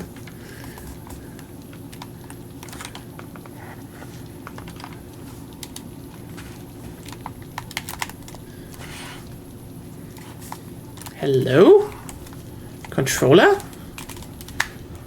Weird shit again. Oh, it's a Hellcam, hello, how are you doing? No bacon or sausages, yeah. Weird that she was even able to survive. Okay, that's work. Now it's working again. Weird. Yeah, it's like, Yeah, the golden age of mystery, and it's all British people just eating weird British.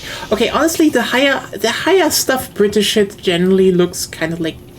Okay, I don't want to shit too much on that stuff. Okay, here's the thing. I can get it, even if I see some goofy shit like, you know, a vegan kebab, which is like, okay.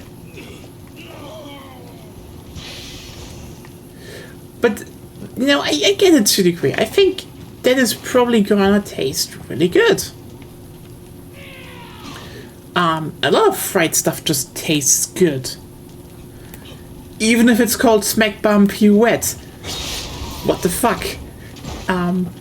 Still, I get it.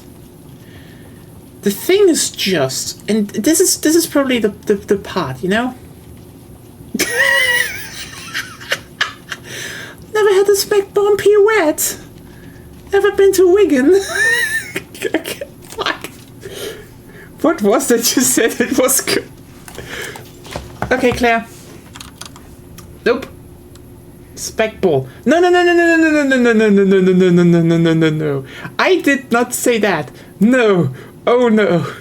You know what? Fuck it. We have an intermission. I'm gonna open YouTube.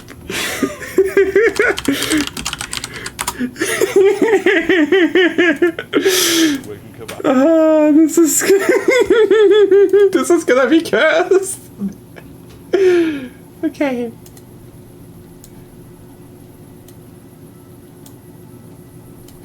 Okay.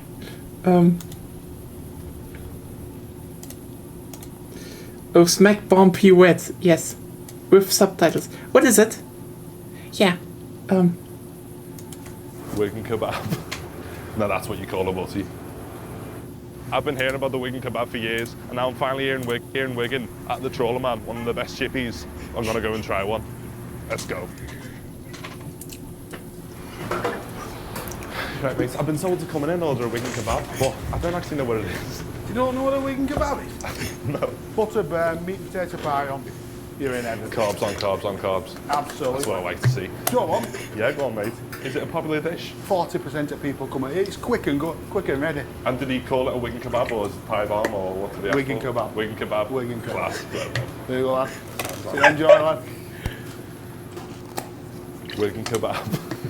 That actually looks class.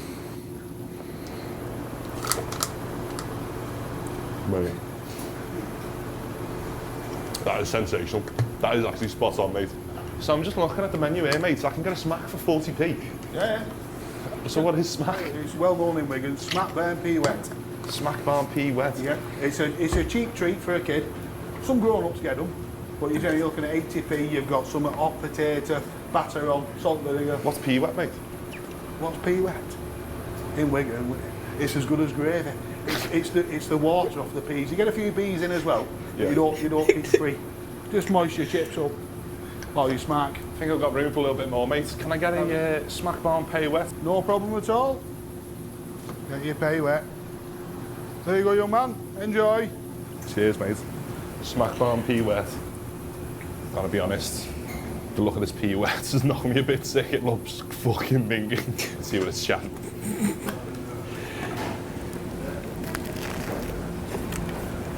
Got a hefty dollop of pea wet there, and it's actually quite nice. There's no pea, it's just wet, but you can taste the pea. A Wigan akimbo with the smack barn pea wet and the Wigan kebab.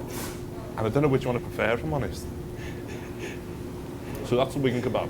Obviously a lot more meaty and no peas. See, the smack barn pea wet, it's got more of a crunch. I'm gonna have to go to the smack barn pea wet. I'm sorry to all the Wigan kebab lovers, but it's gotta be the smack barn pea wet. I think I've got room for a little bit more, mate. Babby's head. Oh, wow. What's a babby's head? Steak pudding.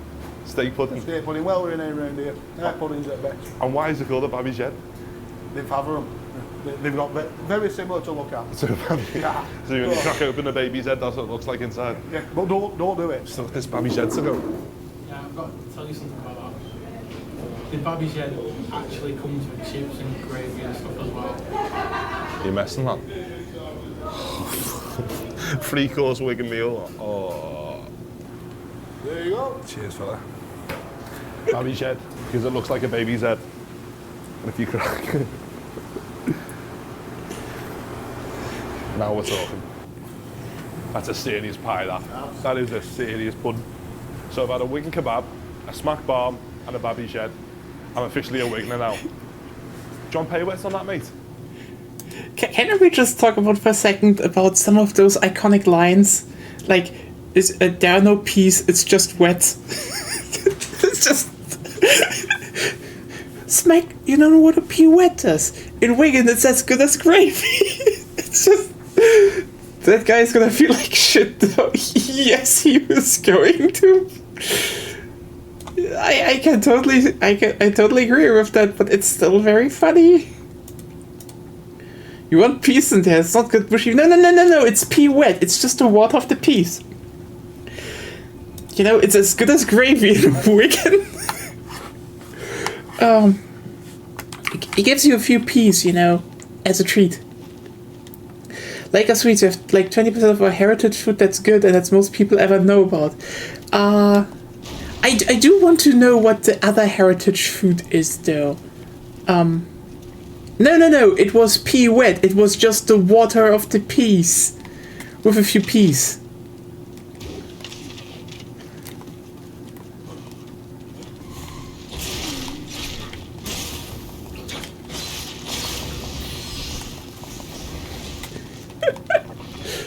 I love how even the British person is confused in the chat.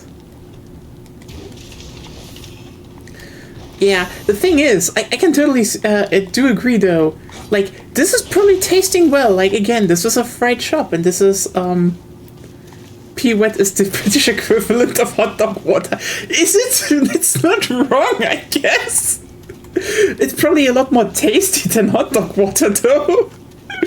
Dialects vary. Yeah, I think that is probably one of the funniest bits about this whole video, that the guy who came to the shop is from, I think, Liverpool or so. Like, not even 30 minutes away from Wigan, and they just talk completely different. It's just so funny.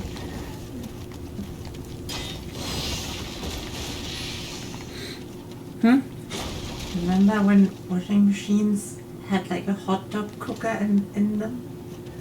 Oh yeah, right. That's the most American thing. Yeah, there were hot dog cookers built into washing machines in the USA at some point. Yeah.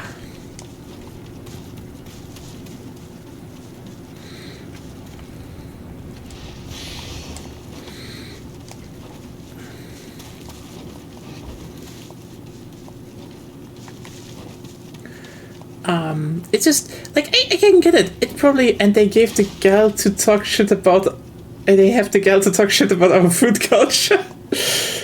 There's no joke about Norway. If you throw a stone in Norway, that stone will pass through 90 different accents on its way to the ground. Hot dogs and washing machine. Hey, it's efficient. It's efficient. I give him that.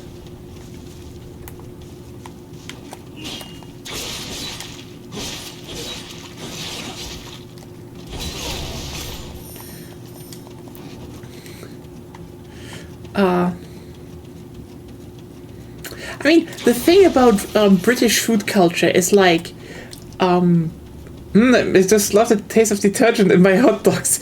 I mean, it's not working like that, but you know. I don't know how it works actually, never looked into it. Yeah, I need to check this out again, but like, those were a thing. They advertised washing machines with that.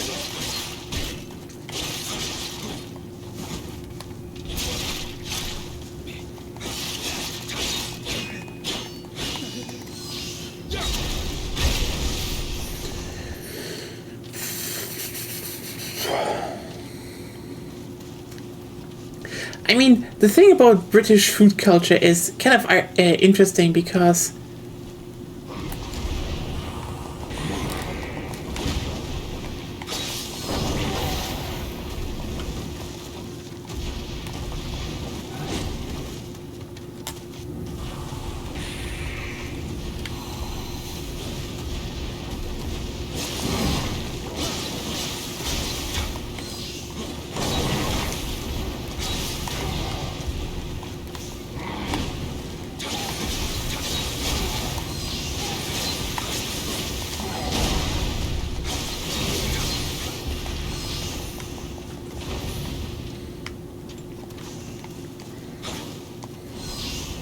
because the thing is, in America, like, okay, the thing with British food culture and how it developed so interestingly different is, in my opinion, how, you know, like, most food culture is workers' food. Let's just make this one clear. Like, if you go through, for example,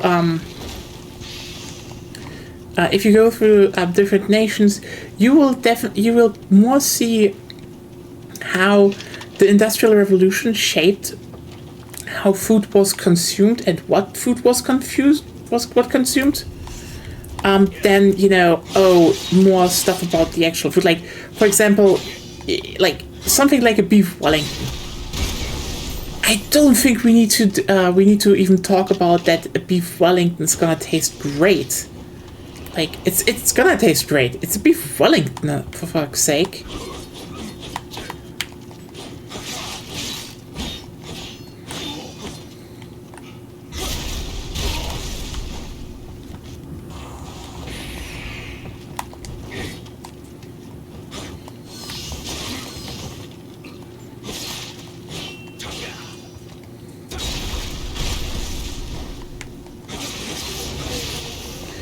As American, we should bring back washing machine hot dog, but only if it's combined as a washer dryer, and the dryer can also heat hot dog buns.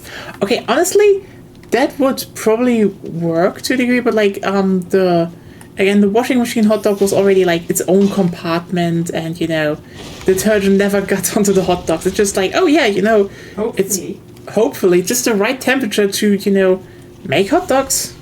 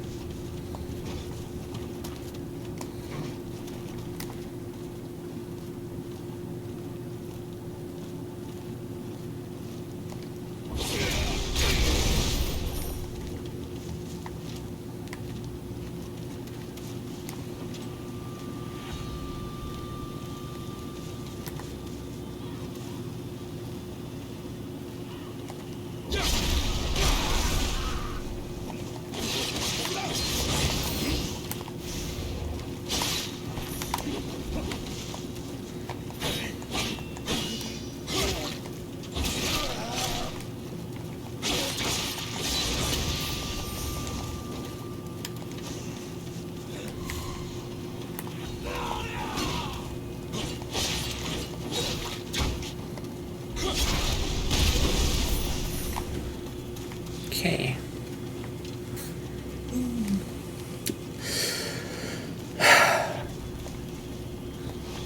But like the thing is, in the oven meant for drying clothes, there's where all my spices are supposed to go when I'm not using the vacuum cleaner. I mean, the thing is, like modern British food culture is, how should I put it? Very much influenced by the fact that British work culture during the Industrial Revolution and later basically outsourced a lot of stuff out of the factories. Like, here's the thing. British people were overworked.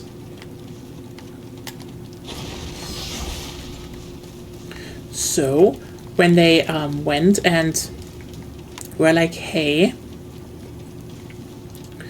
we need to make, we need to eat something. What happened? You had a lot of shops popping up that fed the working class. So those shops definitely did some stuff that was, simple. Let's just, as you see, for example, pies, because pies can stay warm for a long time.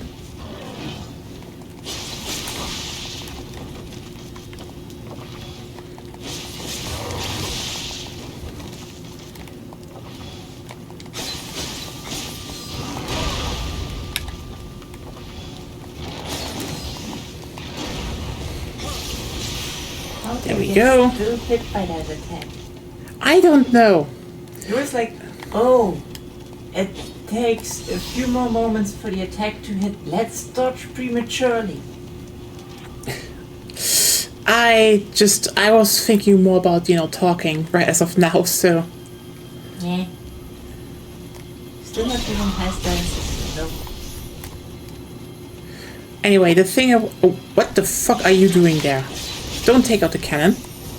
Anyway, what I wanted to talk about is the fact that, in Britain, a lot of food culture was, moved out of the kitchen and into food stalls / chip shops. So this is why, you have them a lot, because, and they have fryers, etc., because that wasn't a cheap and easy way to cook a large amount of meals that filled people. Similarly, if you actually look at German food culture, it's a bit different. This is why, by the way, if you look at British food culture, you still have, the Sunday roast and that stuff, because, well, on Sundays you had time. If you then, for example, look at on the continent, there are two different things. So on one hand, you have, for example, Germany. I can talk about this a lot because, still has a lot of, very local dishes, usually simple stuff, because that was just like, people were poor. Let's do something on weekends and such. So, especially when it was more rural area, it was a lot of stuff where people just made a very filling dish for the people that came home. In the industrial areas, though, and this is kind of an interesting thing. So, in industrial areas, we had basically in every single factory, we had cantinas because, well, thanks Krupp for that. Yeah, this was Krupp. Basically, Krupp was like, if I don't feed my people well in the factory, they can't work as well. So what happened was that basically from then on out, if you wanted to run a factory in Germany and you want people to actually work for you and not for everyone else, it was you have a cantina, and the cantinas were staffed. Sure, they made more simple stuff like there was a lot of stews, fricassee. German culture really peaked when someone decided to make Weissbier and pair it with a Weißwurst. You know what? That is just Bavaria. That is legitimately just Bavaria. There's so much more in other regions. Like, for example, I always found where I grew up, there's like Mehlknödel. They are fucking amazing, and most people don't even know about it. Lentil stew in Swabia. Really, really fucking good. And also actually spiced a lot, because it's basically vinegar white pepper spice that they use. So really good, actually, in terms of flavor profile. And this is just a thing you can see, there are fricassees, there are stews, big stuff, but also, there's schnitzel, etc. There was a lot of more varied and high, still simple stuff, and still for, the working class, but because, you had dedicated cantinas making food, you ended up with... Another ladies. Oh, someone was shot? No, that sounds different. Yeah, fair point. Maybe they were shot with an old cavalry rifle. You sure? Maybe.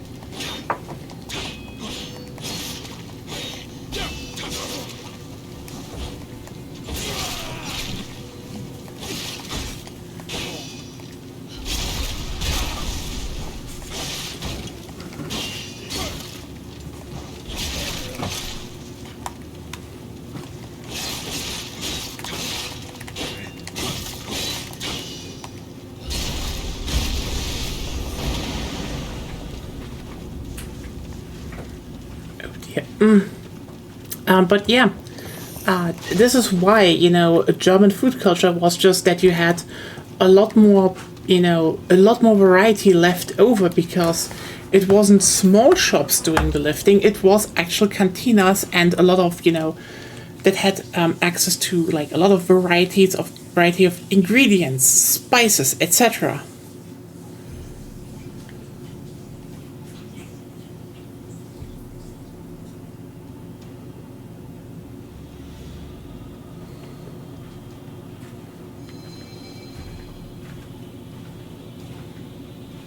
And then there was East Germany.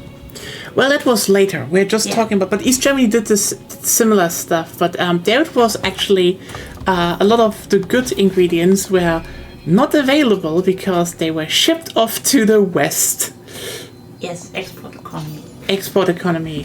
So you had a lot of stuff based on simple things like Dr. Sausage turned into sauces, because you couldn't really get for example, there was the thing of you couldn't get a lot of meat cheap, but Dr. Sausage was there. You couldn't get tomato sauce easily, but you had ketchup, so you got creative. Yeah. I must say it's very easy to simplify all of Germany to Bavaria, just like it's easy to simplify all of East Asia to China, the entire Middle East to Iran, Turkey. I mean, honestly, that whole simplification of Germany into Bavaria was mostly because of Americans, because they were stationed there a lot of times. They're just like, this is how Germany is. Like, no. Like, for example, again, what I want to point out, for example, the more southern regions like the Mosel and such, they have a very big wine culture, for example, and completely different cuisine. There's actually an interesting overlap because where I grew up, that region, actually, literally from the town where I was, the later kings of Bavaria originated from. There was the whole Wittelsbacher thing and such. And so that region was, for a long time, actually Bavarian territory. And the breweries and such were there. So you actually have stuff like beer gardens and such in certain parts of southern Germany because, it was part of Bavaria for a long time. And so their cultures overlap in very interesting ways. And, oh, hey, yeah. Not really. French people don't do that. And Danish also not really. Like, this is definitely like if you border Germany, you have different ideas of it.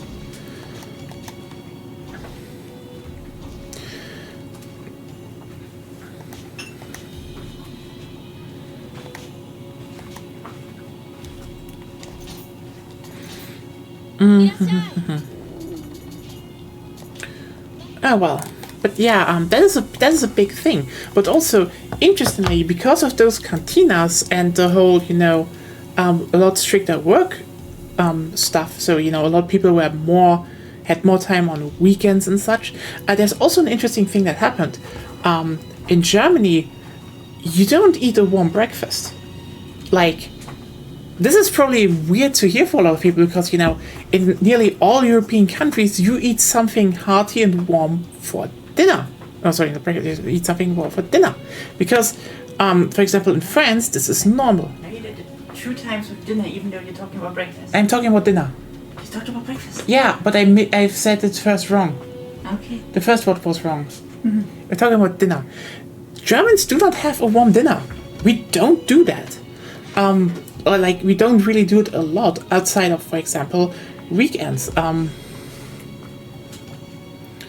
It depends. Again, I would say Italians know a lot more, but like we also had a lot of Italian immigrants and Turkish immigrants. So no, we're not insane. The thing is, as I said, for example, with the cantinas, everyone already had eaten warm that day. So for dinner, everyone was just like, yeah, you know what, we want to eat a little bit, but let's just take some bread, put some stuff on it, and that's it. We don't want anything big now. We already had that. Compared to France, where it was still more often, you eat, the food wasn't served there. Also, but because they still had more time, and also mostly, the women stayed more at home. The women then cooked big warm meals. So this is why France still has this very big cooking culture, because it was facilitated there, while in Germany it was more like, yeah, we still have it, but it was more on, the mass scale cantina stuff, while in Britain it's, it was basically outsourced into small shops. I don't know the history in Sweden though.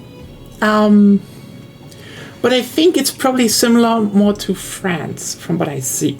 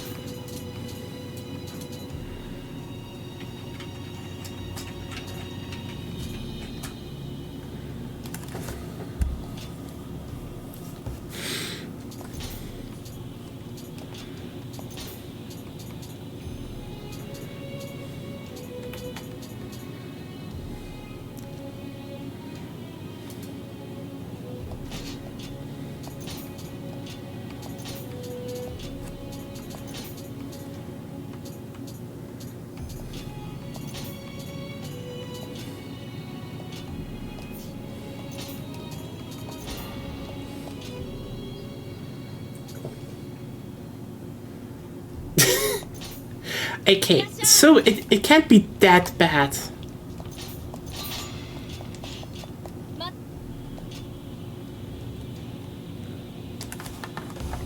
Can it?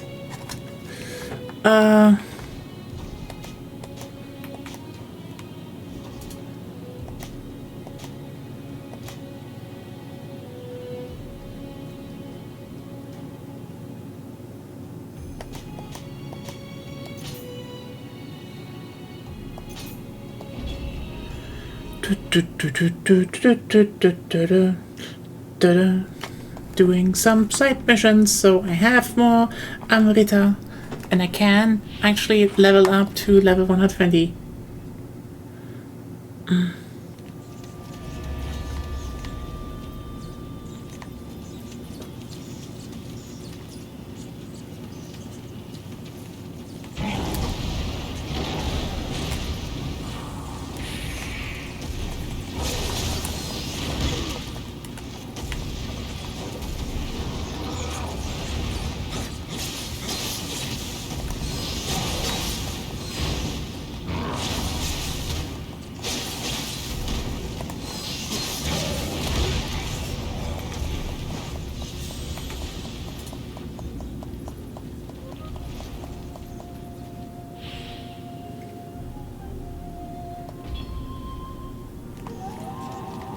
Interesting.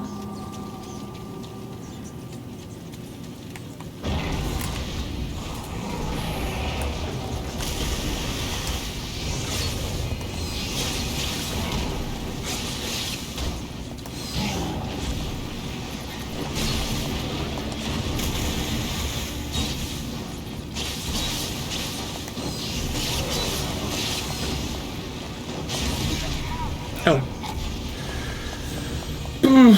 I mean, what would be a more traditional dish?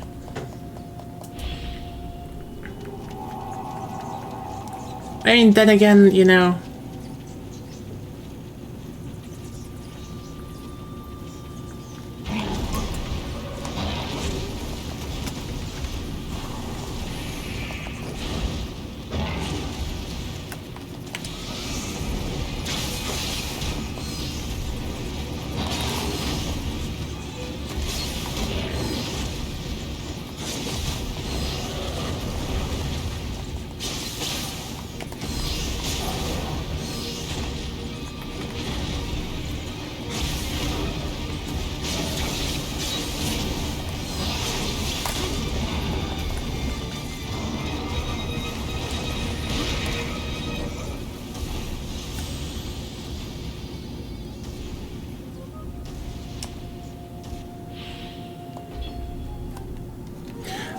You know, blood pulse seems like a blood sausage, blood dish.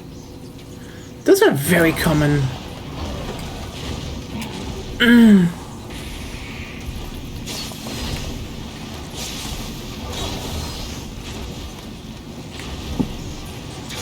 Yeah, very close.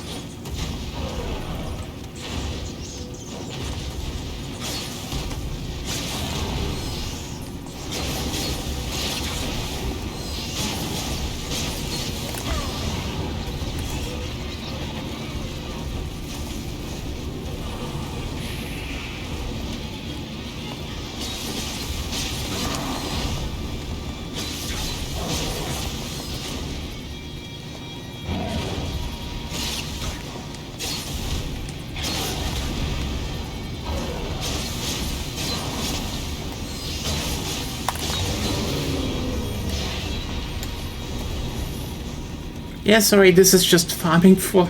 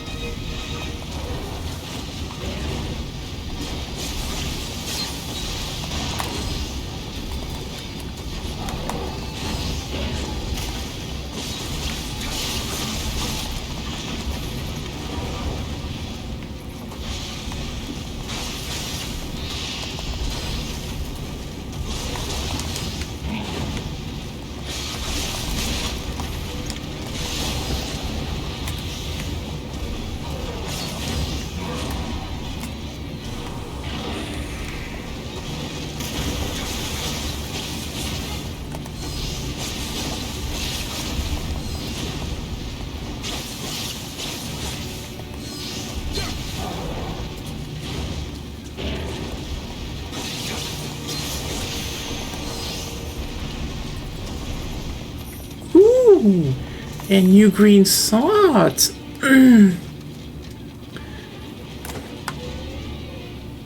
Interesting. Because I do know that in certain parts here, let's generally like there's Blutwurst in Germany, which is basically a blood sausage, and that's still eaten a lot.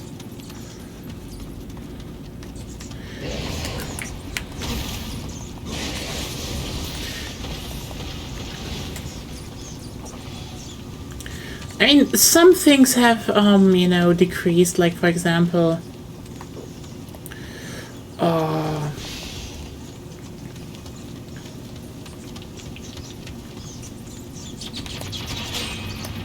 yeah, there's some stuff that's probably still popular.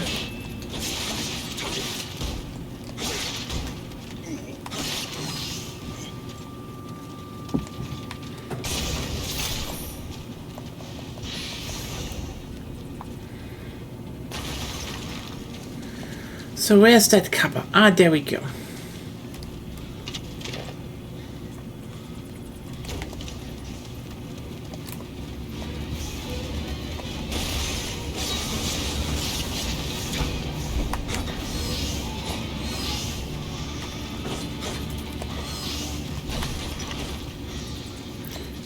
Get back, you little shit!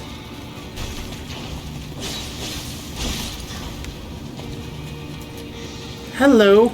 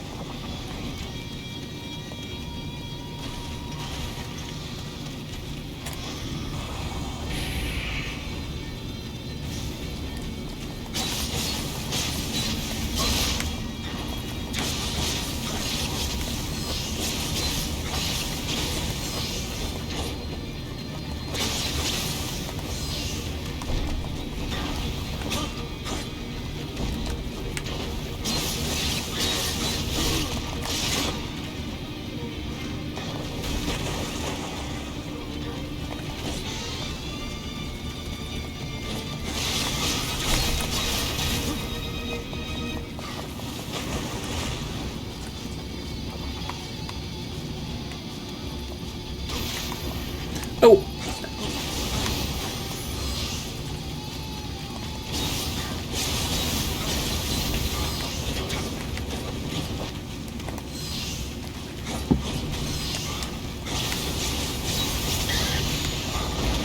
There we go.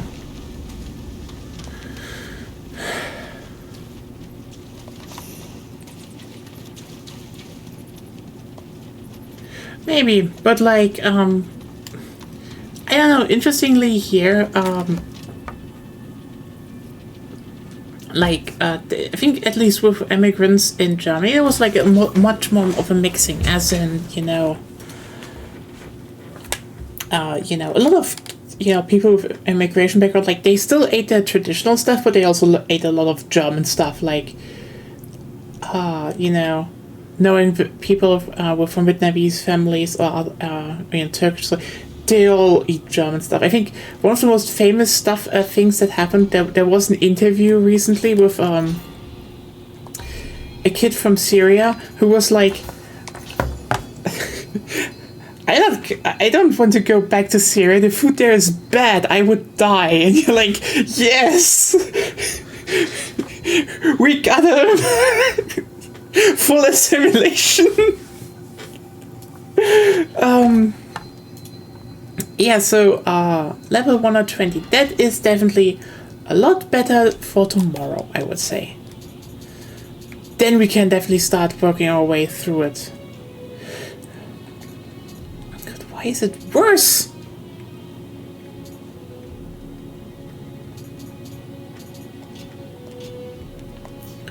Or not? I guess we need to do more stuff.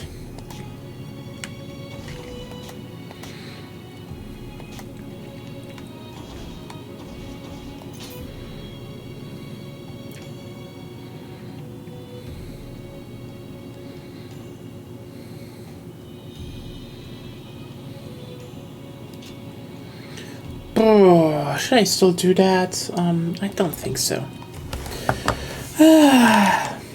It's gonna be a bit of a grinding.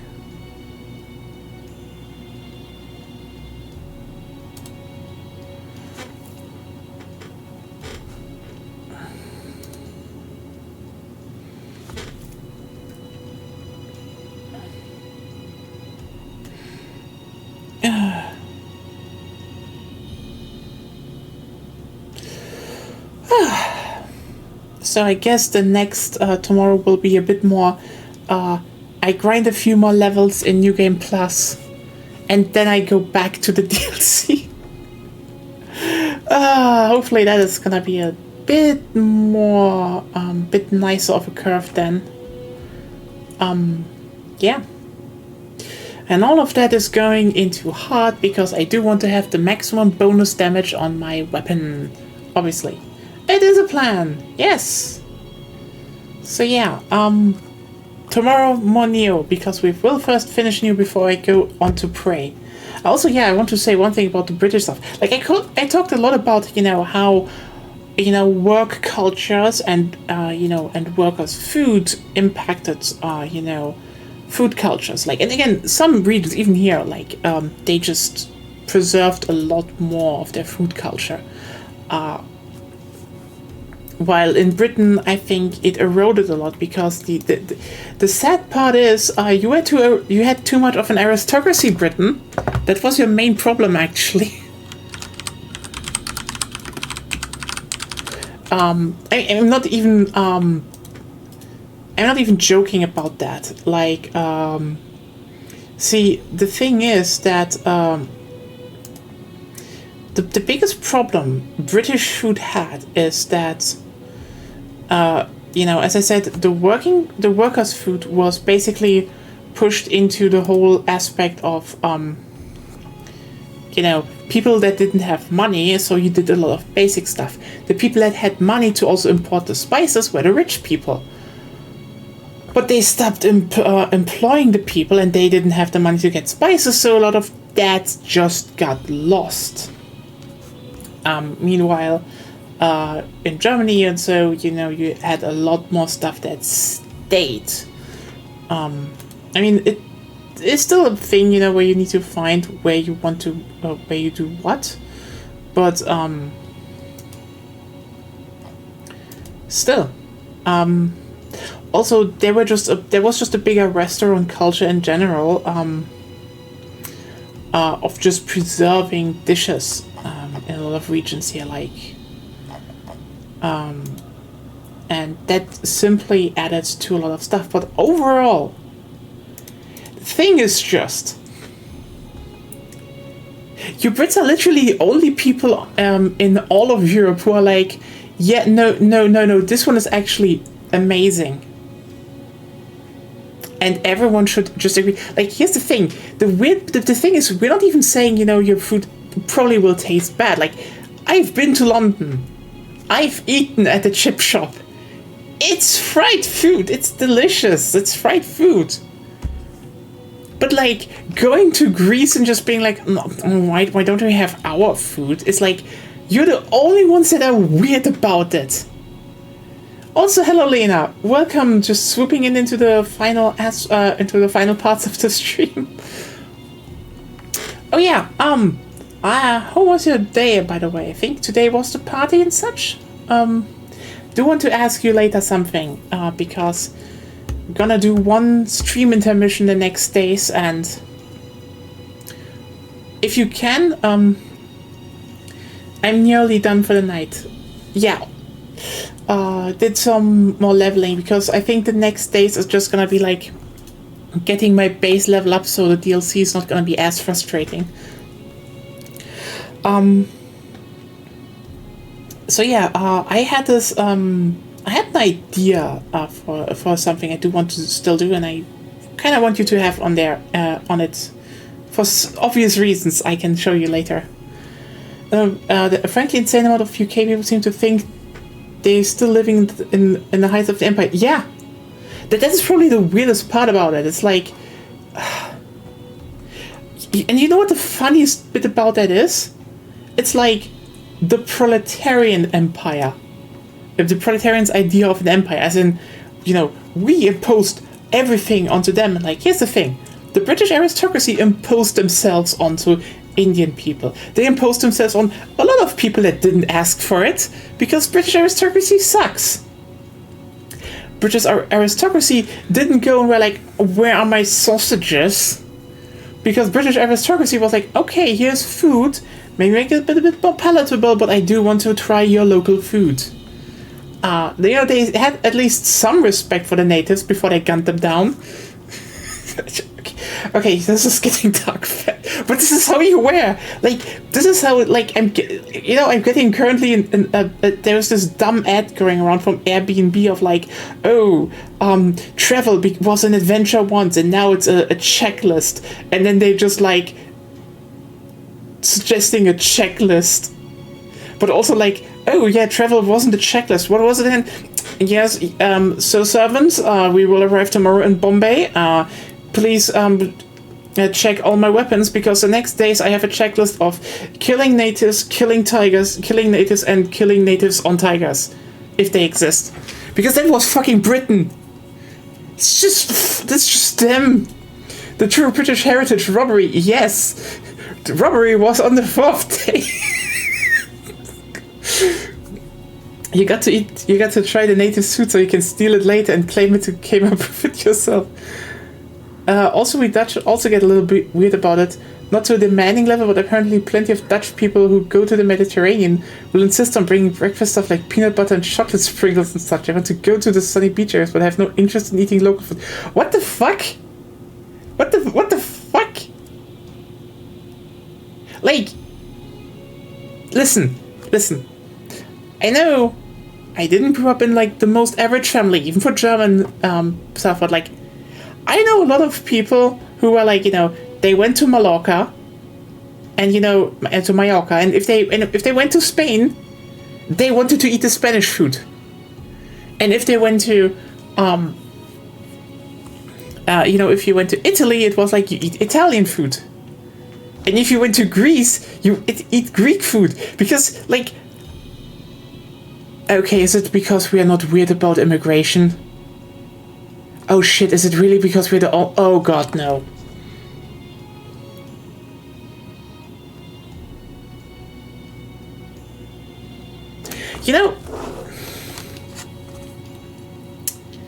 Here's the thing.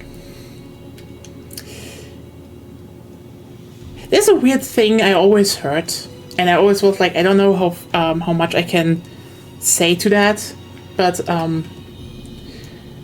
the thing is, Germany has a lot more of an immigration culture than probably most European countries. Like, we had huge immigration waves from Italy, Greece, Turkey, etc. Like, if you go into a German city, you will find Italian restaurants, you will find Turkish restaurants, you will find Greek restaurants, you will find all different restaurants. And a lot of Asian ones, but they're all run by Vietnamese people, so, they just covered that whole... like, you know what? Everyone's like, oh, all of Asia is China, and for Germany, all of Asia is Vietnam. Anyway, that is so weird. But the thing is,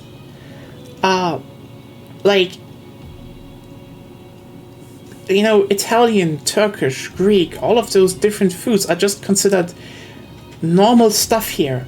But to a degree, you go to the restaurant because, it's still a more, some stuff you can cook at home, that they just found their way into the local cuisine, obviously. But, like, the point, like, there's always this thing of, you go to a Greek restaurant to eat Greek, Greek from once in a while, similarly. But there's always this expectation for that to flip.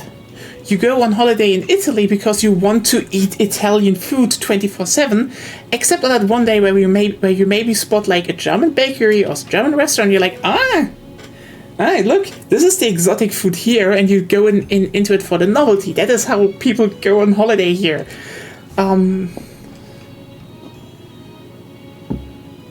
Yeah, like, interestingly, I don't think that is the case here. Like, I think a lot of people still do, but no, like a lot of a lot of a lot of stuff is just seen as very normal. Like that it just has become normal.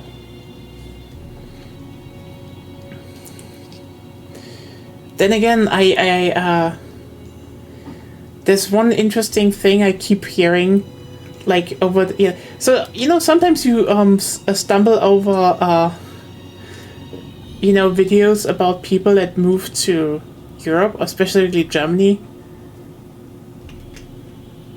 and I've at least had 3 black people now to say basically a variation of, yeah, Germany is the least racist country I've visited, and I'm just sitting here being like, nah, we can't be that good. Because it would be something if that's the case, but considering how all you talk about the people going on holiday and what expectations you have, it's like, oh, holy shit, the rest of Europe has some deep-seated problems. But like foreign supermarkets, big city, and food culture basically reduced to a narrow selection of fast food. I mean, we do have a lot of foreign supermarkets, even in smaller cities, but like, it's a lahmacun. It's not Turkish pizza, it's lahmacun. It's a flatbread, it's not a pizza. Rip. You got Moroccan wave, but no Moroccan food. Holy shit, Lena, how much did your country fumble that? And I mean, yes, you have stroopwafels, you have poffertjes, you have a lot. Fair enough, the Dutch have some good food on their own, I give them that, but wow. That's a problem with imperial core-ass countries mostly. I know. It's just... We've also been that? What the fuck is different? What the fuck went different here? Oh fuck, we lost the war, wasn't it? Ah. Yeah, that makes sense.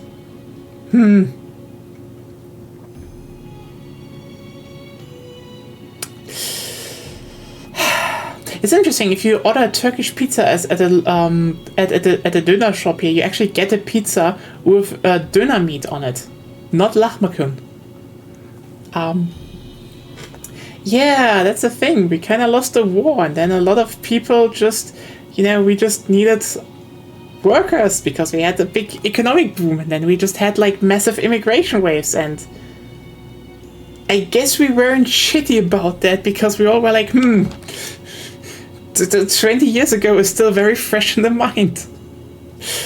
Really have to do big changes culturally where Britain and US did not.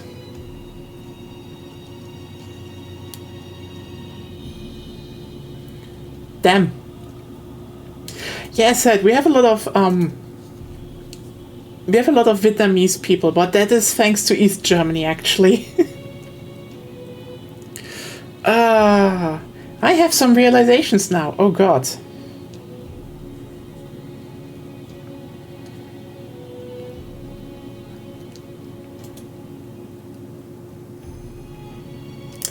Okay, I have to say though, getting an authentic Indonesian restaurant is hard, even here.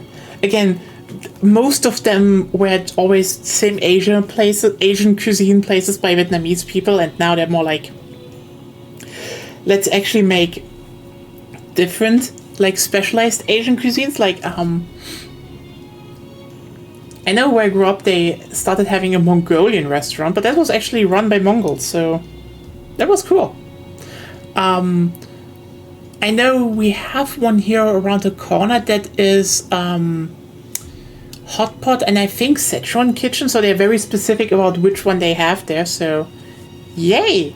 Again, by the way, if a restaurant says, not Chinese kitchen but Szechuan or Guangdong or something, then they're authentic. Go for them. I do know we have one like actual Indonesian restaurant in well, technically 2. So I know 2 run by Indonesians. One is a bit smaller, and it is more of a smaller shop, but they have a really good nasi goreng actually. Fuck, I wish I had some nasi goreng again.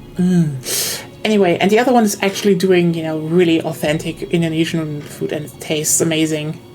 Even though their drink is sweet as fuck, like, what is it with southern countries putting condensed milk into everything?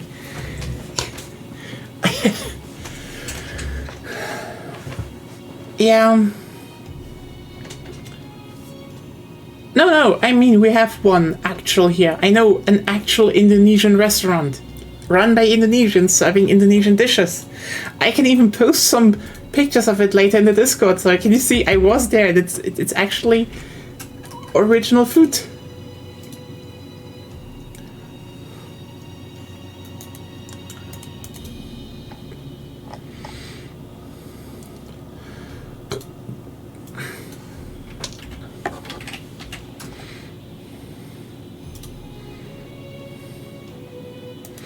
So, but yeah, I guess we will return tomorrow and getting a few more levels in Nioh, because yeah, is what we're doing here too. Oh yeah, I know. Interestingly, nasi goreng you actually can't get on most you know, Asian in most Asian restaurants here. They have different stuff. Like, you actually need to go to an Indonesian one. Even though nasi goreng is actually very popular here in Germany, interestingly, we don't have a lot of places for that. Oh yeah, we're level 120. Anyway, so tomorrow, probably a bit more grinding that hard stat up, because yeah. Probably level 130 or so, or something like, oh, don't know where we'll end this one, and then we will go and start doing the DLC for real. And not a lot of levels, but but having some stat boost beforehand will just make it a lot less painful. Because those kappas and such, that was just annoying. Yeah, so see you all around again next Friday, said, because no one's there. I'm still thinking about doing the community evening. Hopefully it will happen.